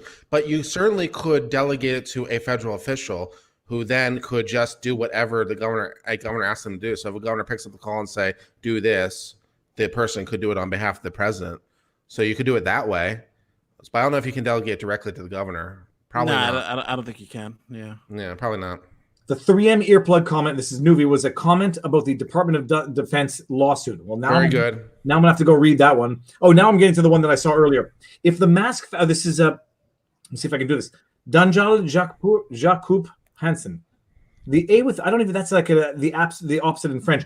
If the mask factory are in another country, then the U.S. are lucky if they get to see a single mask. The factories need to keep good relations, or they will be commandeered by the local government. Yeah, or they need to be kept local in the freaking country and not allowed to be shipped out except with authorization. Well, that's the interesting thing about the Defense Production Act. It only affects domestic companies. So even if you have a domestic company, but they produce things outside of the nation, it's a little unclear whether the president can now demand the company produce stuff for the country in factories outside the country, because it's 100% sure if your factory's within the country, you can do it. But since now everybody's shipping their factories overseas, can the government now order a factory in China to produce something from an American company? So that's a little issue that they're trying to figure out. Well, but this is also the value of like not allowing American companies to manufacture overseas. I mean, they're manufacturing overseas, shipping overseas. What makes them American companies anymore? Do they pay taxes in the States? Like it's like Apple. All Apple stuff is made in China. You know, they don't have any factories here in the United States to make their phones. So, you know what I mean? So can the government force them and says, hey, we need you to start making ventilators now? Can they now, force them to convert their factories in China to ventilator, But GM factories, they have factories here. So that's why it's easier for him to do it to GM. It's an insurance policy to have them the manufacturing in your own country. I do think we need to have some sort of discussion about the manufacturing of some sort of essential medical equipment in the U.S. Yes. Because we produce the bullets in the U.S., right? We produce other military stuff in the U.S. So we probably should have some sort of manufacturing for like the essential medicines on crash carts, the essential things, so that there's a capacity to, ramp up. Well, no question about that. Now, I'm just going to bring these up. I read the chats before, but I'm just going to bring them up so we can see them. But the question is this now. Like I was thinking, okay, good. We make the masks here, but where do the raw materials come from? So we have to make sure not just to have the manufacturing here, but you have to have the sufficient amount of raw materials, or at least have stockpiles of raw materials, so that this is the Walmart butthole thing. First of all, thank you, Jason, and thank you, Laws of Universities. But we have to have like either the raw materials or stockpiles of raw materials. And until we do, I mean, if that should be the lesson from all of this. Like, it's one thing to make the masks, but you got to have the plastic, you got to have the rubbers, you got to have the fabrics. I don't know how you make masks, but hold on, doesn't the plastic comes from the petroleum? Most of the plastic we get come from petroleum, right? I would imagine that we produce enough of the raw materials between Canada and the U.S. to be entirely self-sufficient on the raw materials. Like we have a lithium mine, or we had a lithium mine in Quebec. But we have the raw materials for these things, but the question is, like, I don't know, like bauxite or like whatever the raw materials. I think we have them, but it might be cheaper just to import them from India. One thing, Nate, I never got over it is in New York, all of the manhole covers are made in India, and I never understood this because you get cheaper steel from India than you get from the States. So like, it's one thing to have the capacity, but it's another thing to exploit it. But don't forget the biggest issue, especially a lot of people don't realize the reason why we're able to do this is because of American salaries.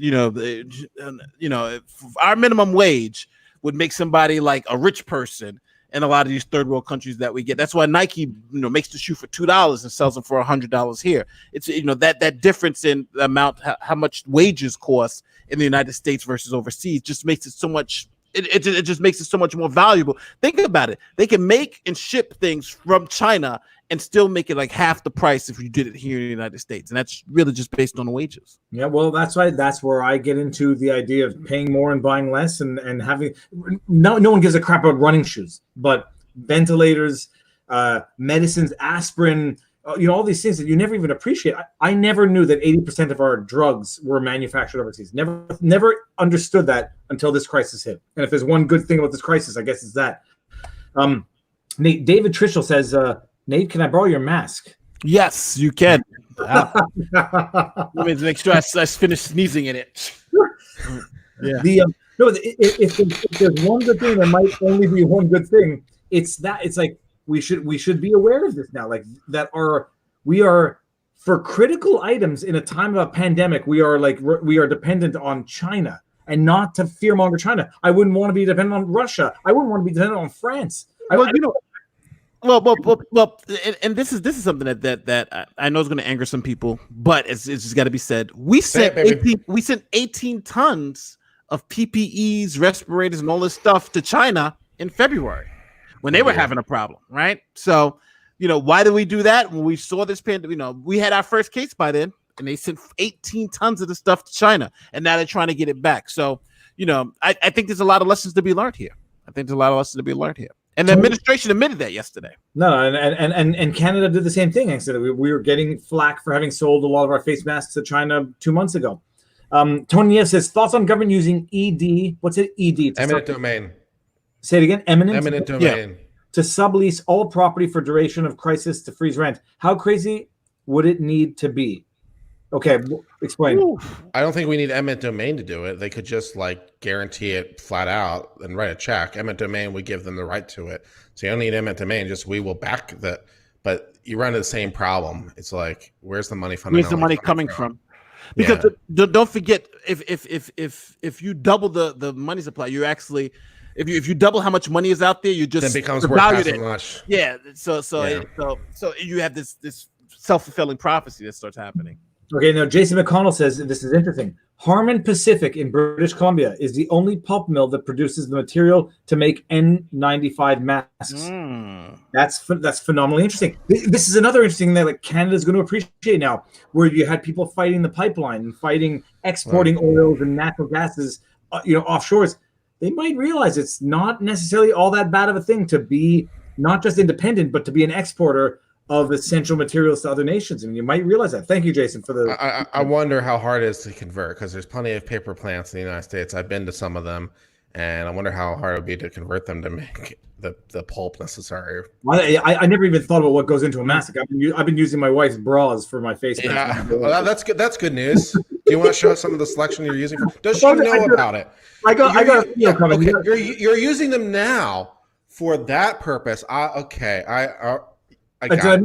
don't wash them first either. I just I was way ahead of you on that. I pick up what you're laying down. That makes you sicker than me, I'll tell you what. Okay, Lokai says, communism, a system in which goods are owned in common and are available to all as needed, and advocates elimination of private property. Oh yeah. I don't like the idea of eliminating private property, because there's nothing wrong with private property so long as everybody has what they fundamentally need. Jason L says 3M got nearly $200 million in tax-backed subsidies plus Fed contracts since 2000. That's an American company. In my opinion. Get our tax dollars. ? American. Well, I would like to know how people feel in the chat about cruise ships and cruise lines that are. I want them to go away and die. Yeah, but they're bailing them out, and they're none of those are American companies. They don't pay any American taxes. They don't have any American employees. To me, that is unacceptable. That is unacceptable to bail out the cruise lines. They can appeal to their flagged country, like Panama. Yeah, Panama can bail them out for all I care. Or Bermuda. Bermuda. It's I don't. The idea that we'd be giving any bailouts to the cruise industry, I understand. I understand the airplanes. Right, we need it. It's an essential service. We need air travel. Right, I understand. There's many criticisms we had. We can go through them, but I understand the purpose. But behind cruise industries, get out of here. I'll sink them all myself. I know Venezuela got a head start, but that's all right. I'll take my ship and I'll go ram into them. Well, I'll go Blackleaf style. It's not just, forget about the idea that it's offensive to support them because they're foreign companies. I do believe the cruise line is a dying industry, because those are not, they're not airlines that they're temporary to get from point A to point B. Those are floating petri dishes. If they weren't targets for other more nefarious acts of mass destruction, we now know that they're just disgusting, filthy, cesspools. I think it's a dying industry, so don't spend money on a dying industry. But yeah, they're not. You're bailing out someone else's problem, and it's not acceptable necessarily. By the way, hold on before I get to Dapper. Have either of you ever been on a cruise ship? Oh yeah, I had a very bad time, and it's payback time, man. I cruise every year. I love it to death, but I think you're 100% right. I think I would not give them a dime. If you don't want to pay U.S. tax, if you don't want to employ U.S. people, and you're in Panama, they ask the Panamanians for that money. You're not getting $1 from us. Dapper Dave says, giving consent legally covers a lot. If someone signs a consent at an emergency room to be given a malaria cocktail or an experimental drugs, I would say no, absolutely not. Oh, good, interesting. No, this is it's a tort question. It's standard of care. Well, let's say, for instance, there's a general standard of care that you have to adhere to, and if a patient says, "Give me X drug," and blah blah blah blah, that the doctor is supposed to say no, and there are limitations to what you can give. They can't, like, for instance, they just can't prescribe you opioids if you don't have, just because you sign a consent waiver. There's a certain stance, and even if you as the patient say, "Give me this," and you take it, and you have a problem, you can still sue, because you can do the theory would be a theory of negligence, and the doctor to vouch from the standard of care that is necessary for your care. And Nate very quickly convinced me, because also the idea of duress and making clear and enlightened decisions that you're responsible for. There will always be that element where you could always backtrack and say, I was in fear of my life. It was not a clear and enlightened decision, and therefore someone else should have known better. Okay. I just saw $10 worth of super chats come through because I mentioned Venezuela and cruise ships. I want to cut that. That's directly responsible because I opened my mouth. I want to cut. First of all, I'm sending you both gifts, but I don't know what it's going to be now, because we'll talk about this afterwards. Because okay, you're both getting gifts. There's no question. This is not going to be something like a ship overseas or across the border. Send us masks. Send us masks. Yeah,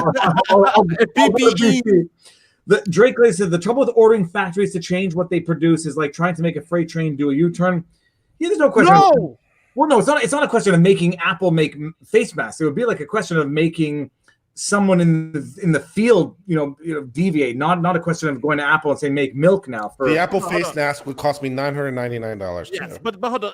Drake, you have to look up what they call the production miracle of World War II. Typewriter manufacturers, that's true, and good manufacturers were making guns. Yes. We're making let's talk about the Singer 45, right? Yeah, the Singer 45, man. This is not happened before. This happened in World War II, and they called it the production miracle. It was so funny because the German Air Force had something like 3,000 planes at the beginning of World War II. I'm going to need another glass of bourbon in about 5 seconds. The United States, after the production miracle, made 100,000 bombers, something like 10 times what Germany had, were made in a Willow Run plant in Michigan. The Ford plant in Michigan made 100,000 bombers, and they had something like 50,000 planes. The largest air force ever, humanity, more than everybody else in Europe had. The United States. So yes, so it can be done. It has been done, and just look it up and you'll see for yourself. Sorry. Okay, we got Lionel de Grand Prix says, hindsight being 2020, maybe attacking and vilifying Trump for the 4 years, then shipping 32,000 pounds of PPE to China when the UDA could use it was counterproductive. Now seeing we need PPE. Yeah, well, you know what? I don't want to knock them because they were having a problem then, and you want to help them. Sure, hit some PPEs, but then I think that's maybe a failing of its people to kind of predict. Well, we already had a case January 20th that came up. It's a month later. Why are we sending all this stuff over there now? Because we may have a problem here. So again, they may have been doing that for a compassionate reason. So I can't knock them for that. Catastrophe says, what would his 3 wishes be if Trudeau were Aladdin? Wish 1, become a real boy. Now, this is all mixing metaphors. This is mixing fairy tales. There's too many. I can't answer the question without getting overtly political. David Churchill says, why are we allowing states to outbid each other for critical devices like it's a bad Storage War runoff show? That's because simply put, watch my video on the Defense Production Act. But what happens is that the Defense Production Act was created so this wouldn't happen. So what happens is that the federal government can force companies to make these things. Let's say if you're a mask producing company like 3M, they can say, okay, you're producing masks. We're going to put an order in for every mask you make for the next 6 months. And you now can only sell to us. That's what the Defense Production Act allows you to do. So now you're not competing against anyone else. You can only sell to me, and because I'm the government and I have all the money and everything, I can set the price, and the price would be what the normal price was, 79 cents. So now that company can only sell to the federal government. So you've eliminated all the competition from the market. You can only sell to one person. That's what the Defense Production Act was supposed to do. But Trump doesn't want to institute it, because that's the only part of the economy that's actually working and generating revenue. So if he does that, and cuts it off, then he loses kind of that option of keeping it vibrant. So it's a balance. That's why masks are going up so high, and everybody has to compete against each other because he hasn't fully implemented the Defense Production Act to stop that from happening. Okay, Nate, I just posted your video with the link. I don't know. I can't see it now because I'm scrolling back up to the. It's all right. Okay, now so I see. I may have missed something. I'm going to apologize if I do because now I'm at the Venezuela comments. Thoughts on Venezuela Navy shipping. What the fuck is wrong? Thoughts on Venezuela Navy ship trying to ram cruise ship, shooting others. Oh, someone remind me. I missed the super chat before about the train. Someone trying to derail the train, which I want to get to. Trump that guy's insane. Well, okay. He's cuckoo from Cocoa Puffs. Okay, so we'll get to this one first. Trump sent Navy on other potential outbreaks of international conflict. Thoughts on Venezuela ship trying to ram cruise ship? I didn't hear about this. Yeah, Venezuela tried to ram a cruise ship with one of their ships, and the Venezuela ship sank. So they did a very poor job of it. But I'm not sure why they did it. That's the thing that I don't know the answer to. Why? I don't know. Presumably it was just a lark, so I don't know what was happening. That's the thing I don't know. Okay, now so we got that. That was Venezuela. Thoughts on Venezuela attacking a cruise ship and losing? That was Jeremy Woosley and Tommy Nieto. Same questions. What was the deal with someone trying to derail the train and people trying to blame it on a Q supporter? Okay, well, QAnon, I hadn't heard that particular part, but the one who ran the train off the tracks in California was doing it because he thought the train there, the Mercy, right? I got the right one in California. I'm not even sure. Maybe. Let's say it's the Mercy, the USNS Mercy. He said it was there for some alternative purpose, nefarious purpose, presumably there as part of some sort of government overthrow, takeover, whatever. And so this guy, apparently on a whim, so the story goes, he was driving the train, and apparently on a whim, he decided spontaneously to try to derail the train in order to get it to hit the ship in the harbor because it, kind of goes by. Now, he got 500 yards away, so he did a pretty decent job. And amazingly, this is against federal law. Who knew? There's a crime called train wrecking. So yeah, he's going to get 20 years in prison, and no one's going to look back. But yeah, so someone was trying to say it was QAnon conspiracy theories. This guy is off the reservation, is insane. That's the end of the analysis. He's still going to jail though. Now, because now I remember where it came from, and I'm not sure that I even want to get into it, but that the AJ was apparently. Probably better off not getting into it. No, not even getting into it like in terms of the hypothesizing, but people were blaming Q. Then other people were sort of promoting the idea that it was a Q supporter, and then other people were saying, "Why would a Q supporter do this?" And so it's the sort of like the it was definitely a guy who believes in some conspiracy theory of some variety. So the idea he's a Q conspirator does not surprise me. He's on one of these trains. So yes. Okay, and we've got Laws of University says, should billionaires personally as individuals be required by Congress to spend more money than others to help this pandemic? Interesting question, and I'm going to notice that Bloomberg has become oddly silent. Where is Bloomberg? That's a good question. He's a New Yorker. He has lots of money. Where's his donation of $1 billion? Nate, have you heard about Bloomberg's donation of $1 billion? Unless he's running for president, then that's when I must have just, I mean, the man spent $500 million on a completely pointless, failed, flame-out, self-aggrandized, narcissistic presidential campaign. But I must have missed the article where he says, I'm going to give $1 billion of my own money to buy things for the New Yorkers I love. I just must have missed that article. I understand. I hate to be cynical. I noticed it. I don't post these things on Twitter, and I don't do the jabs or the trolling. Yeah, I noticed it as well. It was, in fact, because I followed Bloomberg on Twitter, Bloomberg 2020, and Bloomberg's personal account on Twitter. It went radio silent after he pulled out, and it has not picked up since this pandemic has picked up, which disappointed me. If you're watching Bloomberg, I mean, it's not like he has any familiarity with the city of New York or understands how it's run in any way, or experience in that domain, or any money that would be helpful, or connections in any way that could be helpful. But to also be fair, I don't know if he's actually doing like I don't know if he's not doing something. I would feel bad to say that he's not, and then come to find out, oh, he's been doing all this stuff in the back. Well, I haven't heard anything. I'll tell you what, Nate. I'm going to roll those dice on the chance that I'm going to have to apologize. I'm going to take the chance. If I have to apologize later, so be it. But for the moment, he's not doing anything. He's a horrible person. And 3 days later, I have to say, I'm so sorry, Mike. I didn't know.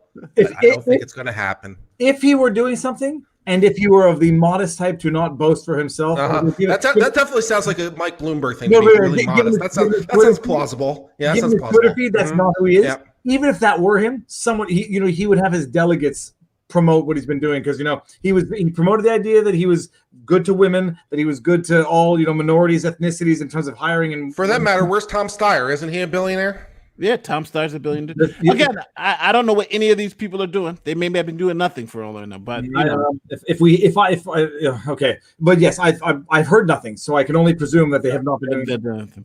Bobcat says the production miracle of World War II was because we were designing things simply. I don't know, airplanes and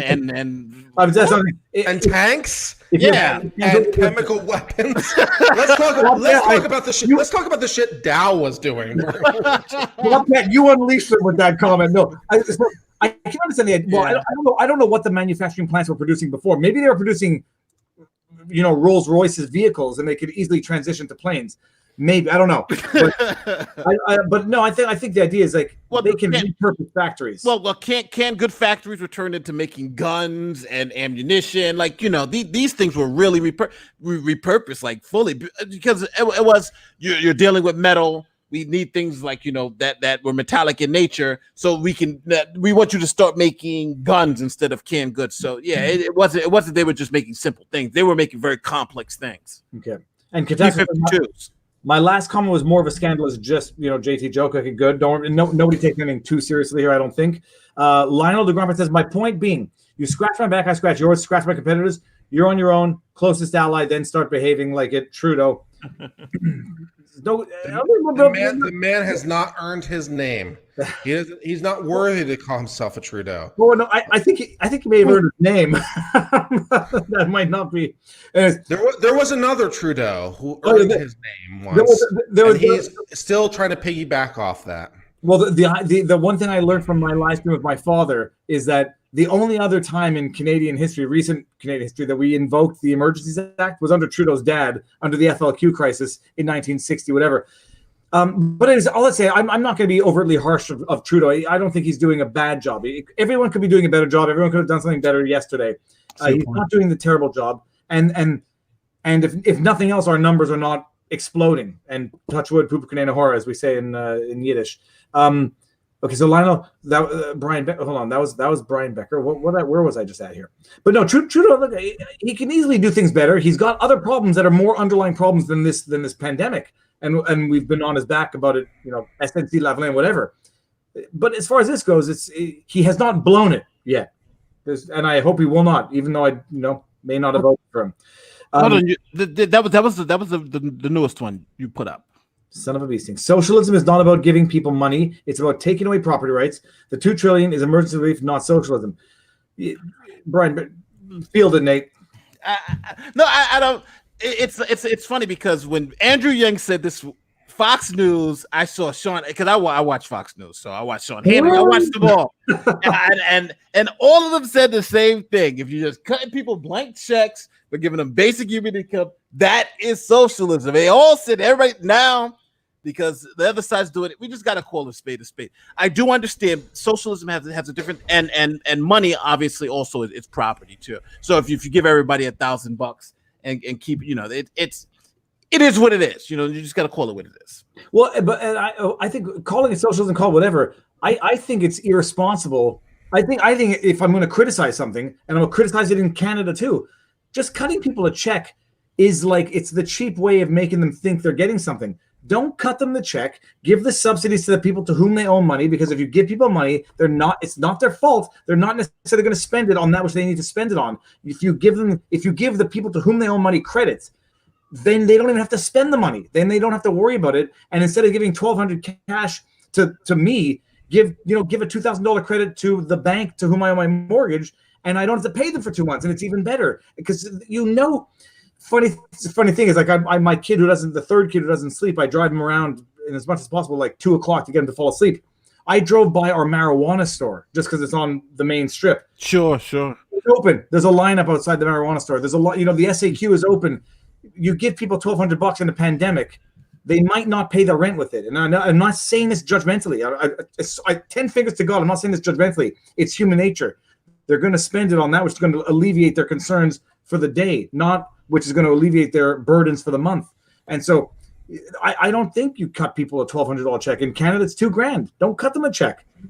Alleviate their debt, and so their expenses don't go up.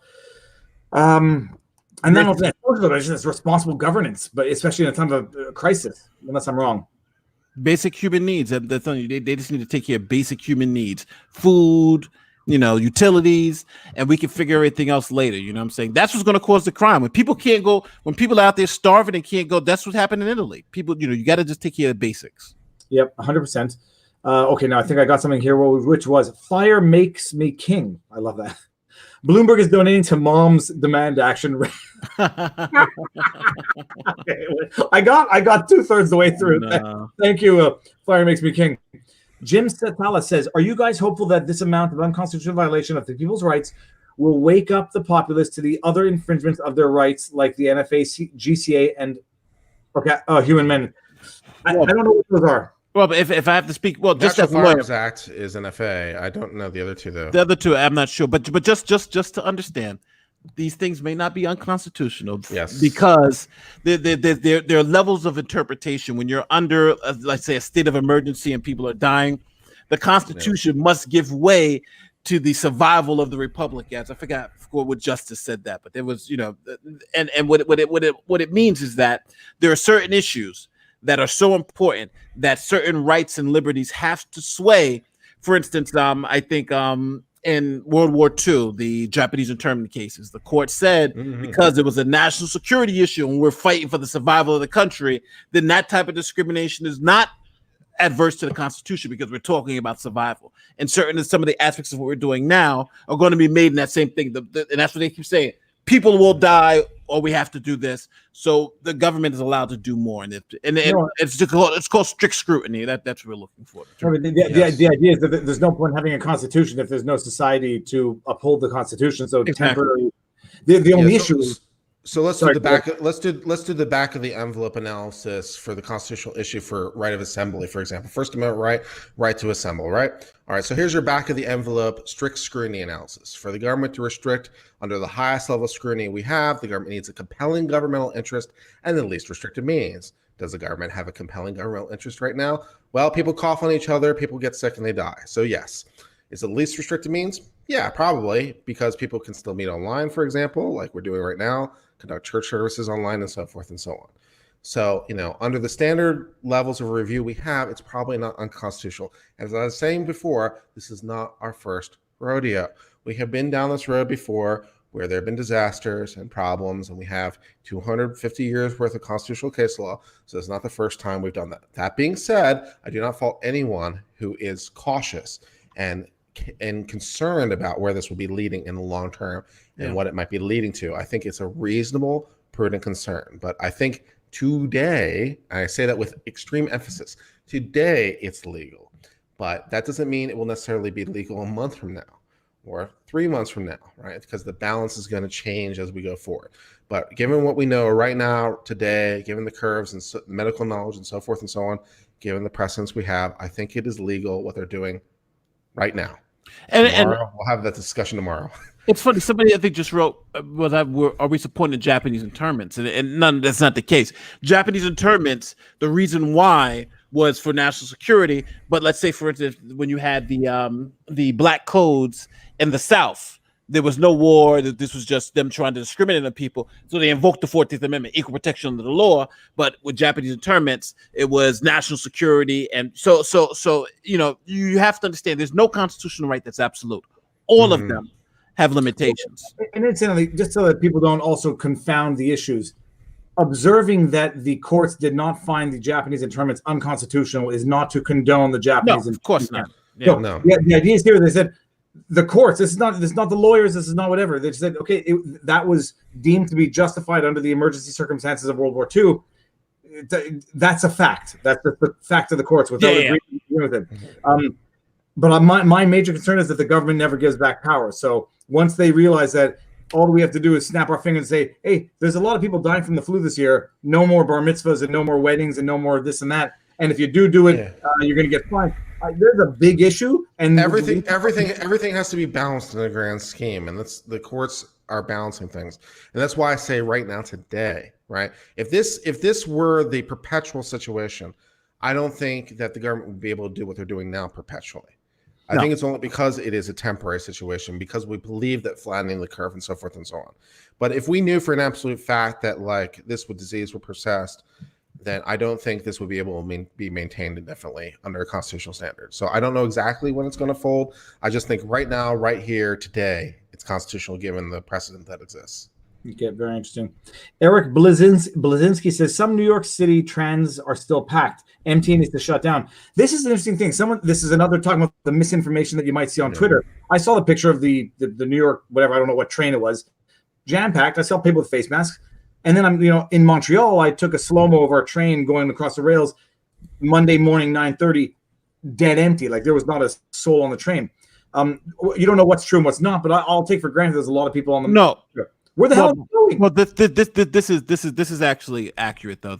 Some of the trains are still packed. Even up to last week, what they were doing was that some of the trains were so packed because you still have people going to nurses and stuff, whoever's going in the train, and they're going all up at the same time, unfortunately.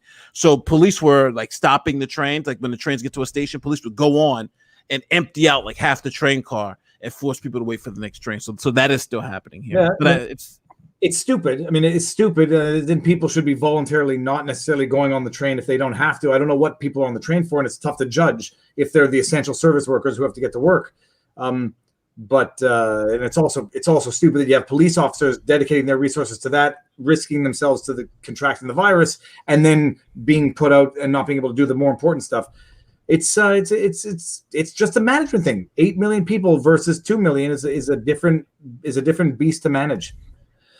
Jason McConnell says Pierre Trudeau, full draft age, spent World War II riding a Harley through Jewish neighborhoods wearing World War I German helmet. If anything, Justin, even in full blackface, is less offensive. I cannot attest to the truthfulness of any of that comment, but I am required as my ethics of a super chat moderator. I have to read it. Jason McConnell, it's a funny chat. I mean, Justin Trudeau. Politics is an interesting thing. I don't know. I never appreciated the full impact of his father's influence, or negative or positive, on Canada. I'm seeing Justin's influence on Canada. The one irony in all of this is that it has shut down the open borders policy of the Liberal government. Whether you agree with it or disagree with it, it is shut, and in the States as well. I mean, ironically enough, it's shut down the open border government policy, which is amazingly interesting. Holy crab apples. Okay, let me just do this because we should wind this up in a few minutes, but I think okay. Jerome Woodley says, if in Canada we gave everyone a loan with no indication of the conditions of repayment, there's no question. It's bad policy. Yeah. In my humble opinion. Corey Peterson, socialism is not disaster relief. Socialism is the government placing its thumb on your head until it pops. And that might start with disaster relief, not to make anybody nervous. Yeah. Let me see here. We saw something else scrolling down. Okay. Jim Satala says Supreme Court ruled Japanese internment unconstitutional. They kind of did and they kind of didn't. It was 2019 or 2018. It was relatively recently, but it was dicta, but they mentioned it as an aside in some random case. I can't remember what it was, but they basically mentioned as an aside that, by the way, we're saying Korematsu is overruled. But it was dicta, and I'm not sure the relevance of it. But that happened. Just to clarify, dicta is obit or dicta? Obit or dicta. Basically, it's just stuff that's not binding. It's commentary of the lawsuit, so it is not technically legally binding, but it is influential on going forward. Pull up University of Pittsburgh microneedle coronavirus cure, SARS-CoV-2 results showing similar patterns. to the MERS-CoV testing. So this is an interesting thing, and I think I mentioned it, if not Friday night, maybe yesterday, but that a lot of the research was done on the first SARS pandemic in 2004, and so a lot of the research is sort of, they've got like a step ahead in terms of, a foot up in terms of research. Al Ewer says, GCA Gun Control Act 1968, Hughes Amendment modified GCA to restrict full auto, etc. Yeah, fair enough. Okay, yeah, we could talk about gun control in a different stream. We do not have it to deal with it right now. Yeah, that's been a lot. The National Firearms Act 1934, gun control, it's 1968, full auto, which is 1982. I want to say, but yeah, I'm familiar with the subject. Yeah, good times. That will be a fully dedicated stream. Nothing to do with. Thank you very much. Wow. What do we got? We got here in Japan says, from Japan, isn't the socialism true pandemic rather than the virus? I mean, sickness of the mind is more harmful to the democracy than a bodily sickness. There's no question when you are living now in an era where neighbors are calling other neighbors for being out of their house. It's like, don't want to draw inflammatory analogies, but it is a brave new world, literally. Thank you very much, by the way, Hero. Good call. We got Donnie. By the way, I just referenced Brave New World. I never read Brave New World, but it was not as good. It was not as good a book as 1984, in my humble opinion. No, nothing can get better than 1984. Donnie Santos says unconstitutional has been around since the day it was ratified. The Constitution grants subjective. That's a very weird statement to put in a sentence. The unconstitutional since the day the Constitution was ratified. Well, the Constitution is unconstitutional. It is.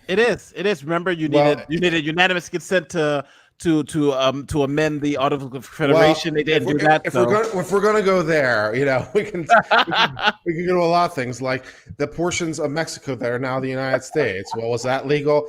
Probably not, but it's part of the United States, and the United States, for that matter, rebelling against the United Kingdom. Was that legal? Give me a break. Well, hold on. Let me just so everybody knows what we're talking about. The Constitution that we live under today was the second Constitution of the United States. The first one was called the Articles of Confederation, and the Constitutional Convention, they wanted to overrule the first Constitution, but the rules is that you had to have unanimous consent. Every state had to be unanimous to actually ratify or to change the old Constitution. They didn't get unanimous consent. So what they just did was say, well, you know what? F it. We're not using this. We're going to use the new one anyway, and then move forward. So that's why most of the sovereign citizens say the Constitution itself is unconstitutional, because they didn't have unanimous consent to amend the Articles of Confederation. Very interesting. Okay. And we got 2018 Supreme SC case overturned previous ruling. I think we've discussed that. Yes. Okay, people, we're nearing on 2 hours, so I think this is going to be the good time to wind down. Now, Incidentally, Kurt and Nate, I'm going to tally up the super chats from this, and we're splitting it a third, because I feel Thank you. I feel more reprehensible. I can't. Half of this knowledge is not even mine. It should be like, we're not going to go more than a third, but I just say. What would you just say? Half this knowledge is ours. Yes. Generous, but fair with myself. This is good, man. I mean, first of all, Kurt, I haven't asked you yet. What is the situation with the Schmandrick like in Texas now? Yeah. Well, so far, so good. Based on all the curves I'm looking at, it looks very promising. It looks like we're going to be well within capacity limits. I think my city's had 4 total deaths so far. The curves look very promising. So it looks like things are well under control in the big blue skies of the great state of Texas. Now I'm looking at Canada. Our last numbers in Canada. Can I get this? 280. Oh, that's not bad. Yeah. No, that's across the country of Canada, and I've been tracking it daily for the last 2 weeks but this is going to be the wonderful, like, it's not a catch-22. It's rather like it's just going to be the issue. Like, if the numbers explode, we should have done more, and if the numbers don't explode, it's because of what we did. That's the ultimate problem. Is like you can never know what's going to happen in the counterfactual, right? You don't know what would have happened if. You can never know for sure. So, like, let's say the number is 85,000 total in the U.S. died. It's like we don't know what would have happened in the alternative. It's like, would 1.2 million have died? I mean, it's kind of speculative, right? We don't know that for sure. So you never know what would happen. So, like, you can claim anything. It's like, oh, because we did all these measures, because we imposed it, therefore the number was lower. It's like the causal is a little harder to figure out. Well, So yeah, but there's always going to be, because you're dealing with correlations. If we do X, then we're hoping it does Y. So only thing we really can do is because again, all these forecast models are just that, they're just forecasts. But I do trust it. This comes down to, do you trust the scientific process, the scientific method? Yeah. If you do, then you're forecasting for future events, and based on the data we have, this is what's projecting. I think you have to do what the science says, that's what I'll be safe doing. Another thing that's just sort of interesting for me personally is just the psychology of it. Because, for example, September 11th, I think it was 2997 was the official number of people that died in September the 11th, so just shy of 3,000. And we've exceeded that already as a country in terms of COVID. But it doesn't hit me the same way. And even thinking about numbers like, we say it's 100,000. Okay, well, in a typical flu year, we look to between 35 and 50,000 dead from a typical flu year. So this might be twice or maybe 3 times the typical flu year unto itself. Of course, we still have the regular flu to deal with. I'm just saying, but it's the numbers don't hit me the same way. It's a very interesting psychological impact for me. It's like, why don't they hit me the same way? I don't quite know. Because when it comes to me, it hits me a different way. Where I fear much more this invisible virus that's floating in the air than a terrorist threat that is a distinct sort of discrete moment. Yeah, for me, it's the other way. For me, it's the other way completely. For me, it feels like, I don't know what the psychology of that is, but for me, it's like, okay, 100,000 people are going to die from this, but it almost feels like, well, we have 600,000 people die annually from heart disease. 400,000 people die from cancer. 50,000 people die from the flu. So maybe it's just a big numbers kind of thing, that big numbers aren't a tragedy. I don't know. Well, for me, I think about it versus preventable versus non-preventable. Like the 600,000 people that are going to die from heart disease, how preventable are they on a real level? You know what I'm saying? Or the X amount of traffic deaths that we're going to have. We've done everything we can to prevent them, but we now have to live with the reality that we can't prevent all You're that. looking at about traffic death numbers, 30 to 40,000 traffic deaths. That's where that is my concern, is where the risk comes in. It's like, well, we haven't done everything we can for traffic deaths because you could restrict traffic, and we haven't done everything we've done for the flu deaths. That's very interesting, because when it comes to that whole one life matter versus the economy thing, that's part of the thing that's going through my head too. Because just one life matters, if just one life saves. But it's like, we've already done the cost of business calculation when it comes to driving. We've done it implicitly. We are obviously comfortable with 35,000 people dying a year from traffic fatalities because we do it every year. It's baked into the cost of doing business. So it's just an interesting thing of how we value various things. It's a very interesting psychology of it.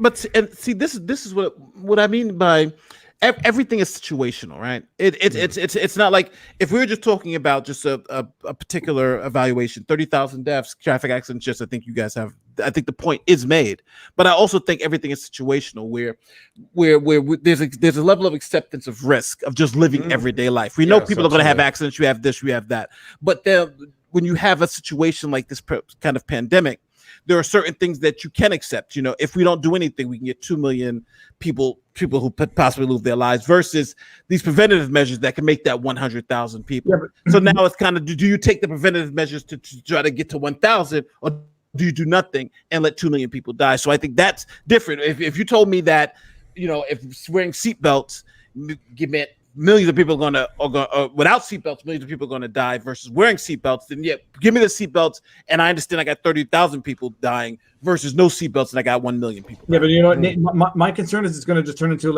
if we outlaw soda, period, we'll save 50,000 people a year. Yeah. Given how many people die of heart disease, you could make a more incredible. This was Michael Bloomberg's case, essentially, right?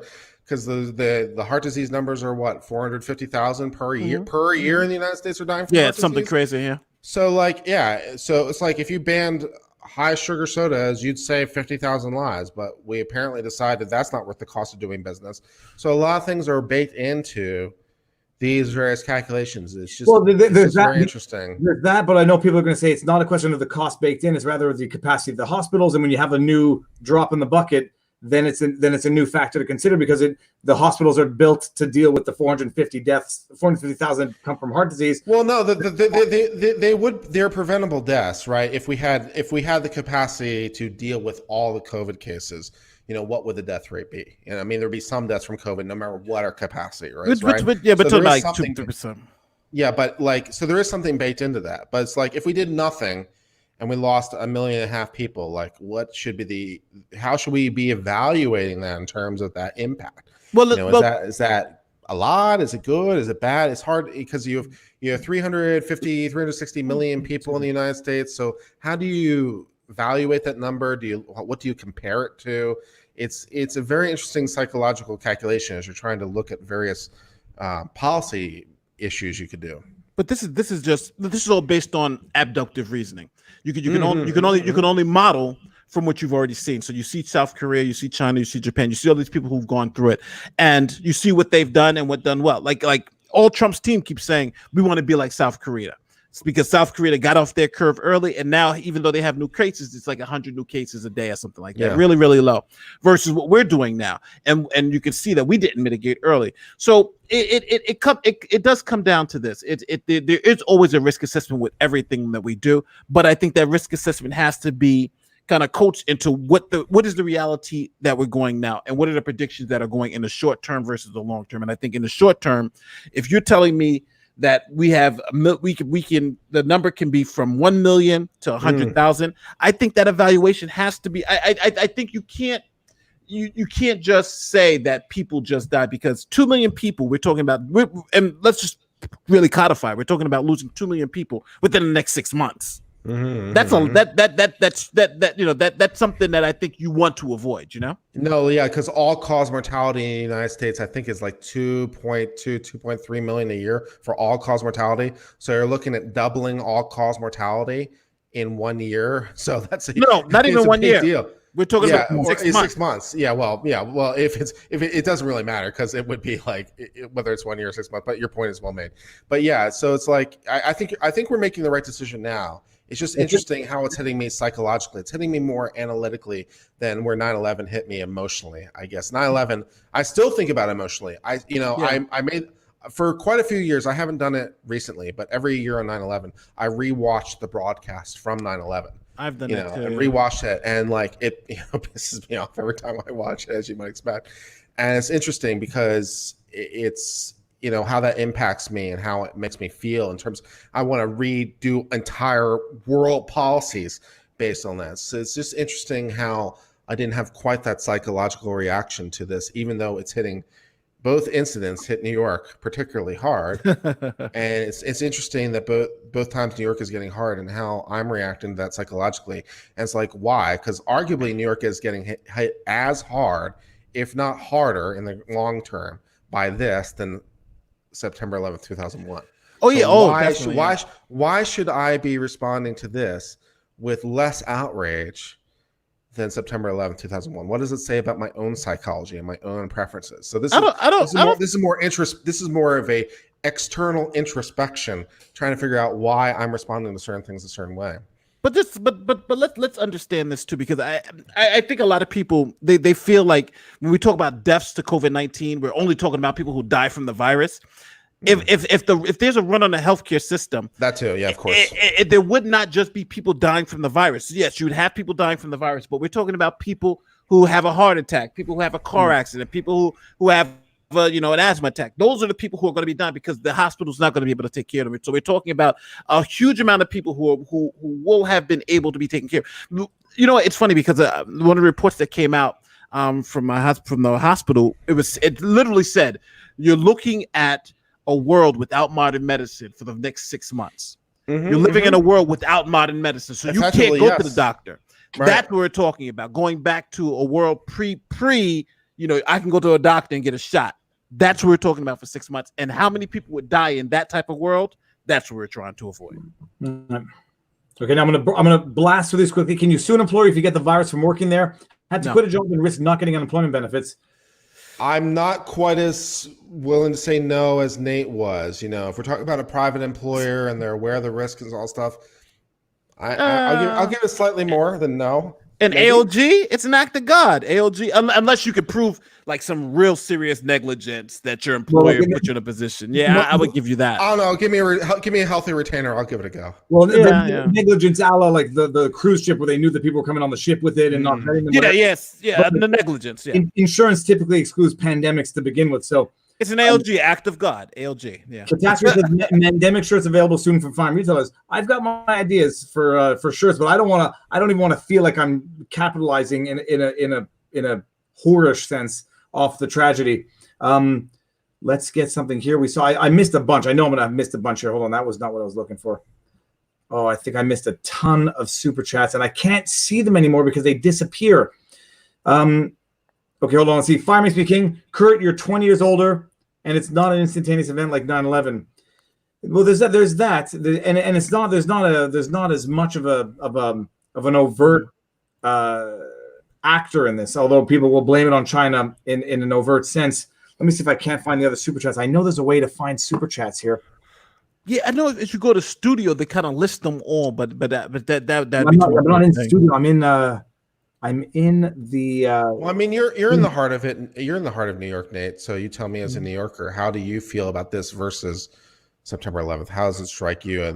The twin comparison. Well, I was here during September 11th, and September 11th, it was more of an external threat. Like, these people are coming to do this, and then after the event happened, it turned to rage and to let's get back. Let's go and get these guys. So it was more of a coming together moment because it wasn't kind of like this, and everybody was helping. I remember for the funerals for the cops and firefighters. We had firefighters from Canada, from Argentina coming to the funerals just to show support for these heroes who ran into the buildings. Think about being a firefighter running into the building and the building's coming down. It's incredible stories of bravery. So it was a different. It converted us to be a nationalist. I'll say this before that, and I shouldn't be saying this on camera, but before September 11th.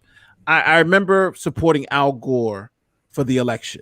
And I remember after September 11th, I was happy that Bush was president. It literally turned so much so where against Kerry, I voted for Bush. You know what I'm saying? It turned because I was just like, I'd rather a guy like that be president, when he said, we're going to go after him dead or alive. I wanted the dead or alive guy. So, I think it turned us from Democrats and Republicans. I think this still has that tone of Democrat, like in true national emergencies in September 11th. You didn't see anybody attacking Bush or attacking anything. Whatever you need, Mr. President, we'll get it. Now, if Trump says something wrong, everybody's attacking. This. I didn't hear anybody say at September 11th, who's to blame, until 3 years later. Then you had the reports and everything. Who's to blame? And then at the end, nobody's really to blame. It happened. But here, I think there's an argument to be made that somebody sat in the ball. So I think it's because we expect people to die from viruses. We don't expect people to die from terrorist attacks, and I think that's what it comes down to. I think that's probably right. I'm trying to see if I can't. Man, I don't know how to do it. Okay, I can't do it. Did I just lose everybody? No, I'm still here. Okay. At least. I'm trying to find. I can't get the missed super chats, and I'm going to apologize to everybody that did it because I can't pull them up. I'm going to have to thank everybody somehow afterwards. Oh, okay. I'm sorry, guys.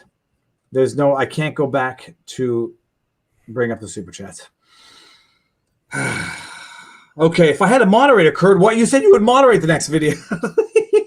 Well, I'll tell you what. I'm joking. Can I pull? But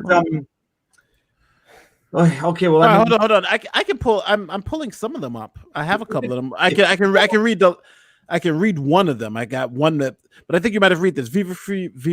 Yeah. It says created this channel and is entitled to most of the value of implicit partnerships and profits. Did you read this one yet? No, I didn't read that one. All right, this was from Lords of the Universities. And that's it. That's all I can get. Okay. Yeah, they disappear and then you can't pull them back up.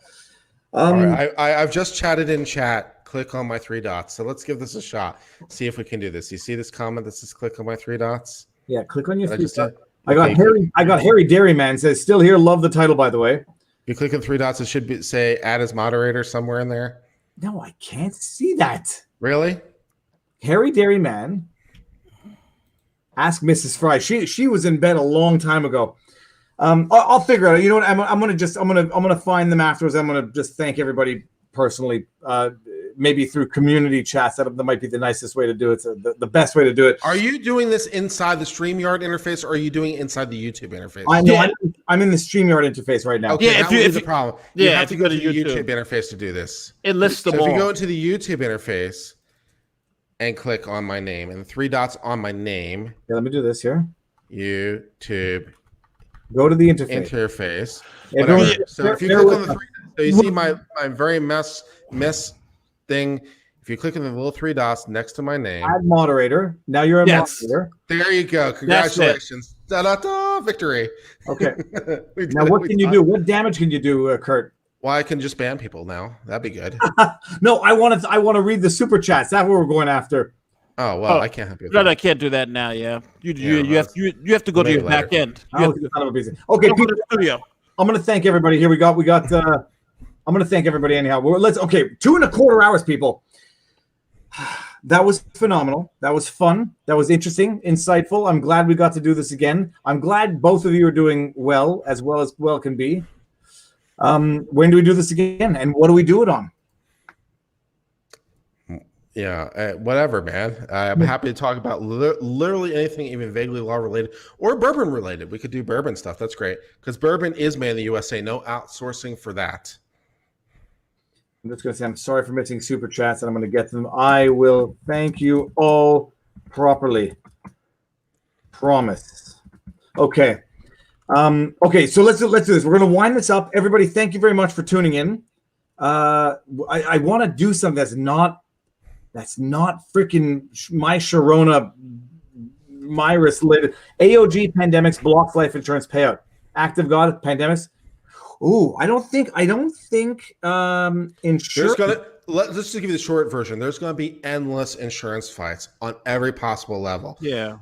All the events that have been canceled, all the venues. I mean, in my home city of Austin, South by Southwest. Lord, I mean, the contracts, I mean, the insurance. Everyone's going to be suing everyone. So I may have to change my specialty because, man, geez. Yeah, but it's going to be hard to get over the act of God clause in the insurance because all insurance usually has that act of God clause, unless, like, it happened in Louisiana. Remember of Hurricane Katrina? There was hurricane insurance didn't cover flood damage, so a lot of things. Oh yeah. But no, the life insurance, I don't think so. Life insurance, I think is death, and I don't think it is. But business interruption, event cancellation, liability, all sorts of business stuff. They always exclude pandemics. It's just one of the most fascinating things with the NBA. Now, for NBA players to get paid their full salary, they have to play a certain percentage of the season. Because what happens is after a certain percentage of games, then the TV deals have to automatically pay to the NBA. So for them to get all of their money, they have to play a certain amount of games. So since they haven't met that mark yet, that's why the teams are like, we're not going to pay you for the rest of the season because we haven't met the mark, so we can televise games and we can have things. So that's going to be interesting to see how that happens. Uncivil goes full Liberace when discussing canceled events. Well, what will be nice is when we can actually get back to regular lawsuits and not this 24/7 my Sharona Cyrus mandemic. I mean, that's. Oh, hold on a second. We got Viva Frei. My super chat was pretty much just keep safe from my Sharona Cyrus mandemic. Scott Burton, right on cue. Thank you very much, by the way. And I'm sorry. I don't want to get criticized for interrupting conversation to get the super chats, and that's the risk that we run here. Yeah, one day, hopefully sooner than later, I want to the lawsuits I want to get back to. Come on, we know what we're talking about. Sargon versus Aquila. I want that one. That'd be great. Yeah. It'd be nice to talk about such trivialities again. No, I maybe, but I want that. I want Keemstar versus Lacoste. I want updates on that. I want OAN versus Maddow. I want updates on that. I want Trump versus CNN. I want to go back to like regular lawsuits. I want to go back to fun stuff in law, not the doom and gloom quarantine lockdown stuff. I mean, I'm going nuts here. Okay, but I do feel better. Do you guys feel better? I feel great. Yeah, I feel good. Awesome. Okay, so people, I'm going to end the broadcast. I'm going to stick around with Nate and Kurt. Thank you very much for coming. That was phenomenal, guys. And we'll do it again within a week, hopefully. Timing was perfect. Yep. Uncivil Law says I banned him. This is why I'm scared of moderators. Moderators can do damage. They can. What if the moderator says something under my name and then it reflects poorly on me? Okay, I'm joking. Head case. People, night night. I'm going to end the broadcast. Thank you very much. We'll talk soon, and I'll have a vlog hopefully tomorrow. Nate Broady, your channel is Nate Broady. Uncivil Law, your channel is Civil Law. Everybody knows everybody here. Defamation is greater than doomsday. I prefer defamation to doomsday. At the very least, I know there's going to be more defamation after more defamation. There might not be another day after doomsday. So, it's, Jason McConnell, love all three. Thank you guys very much. We got Gregory Witcher with a lot of alcohol. And we got Amy Hodgins says, see y'all later. Oh, what do we say? What about the 160,000 indictment? Okay. I got nothing. I'm Googling it. I'm not sure what that is. The glee for absolute power. Oh, by the way, Nate, I added you as a moderator as well. So it's the responsibility shall be shared among all three of us. Okay, people, broadcast over. Thank you for tuning in, and see you soon enough. Be safe, stay safe. I want to say stay at home, but I don't want to be like the dictator that says it.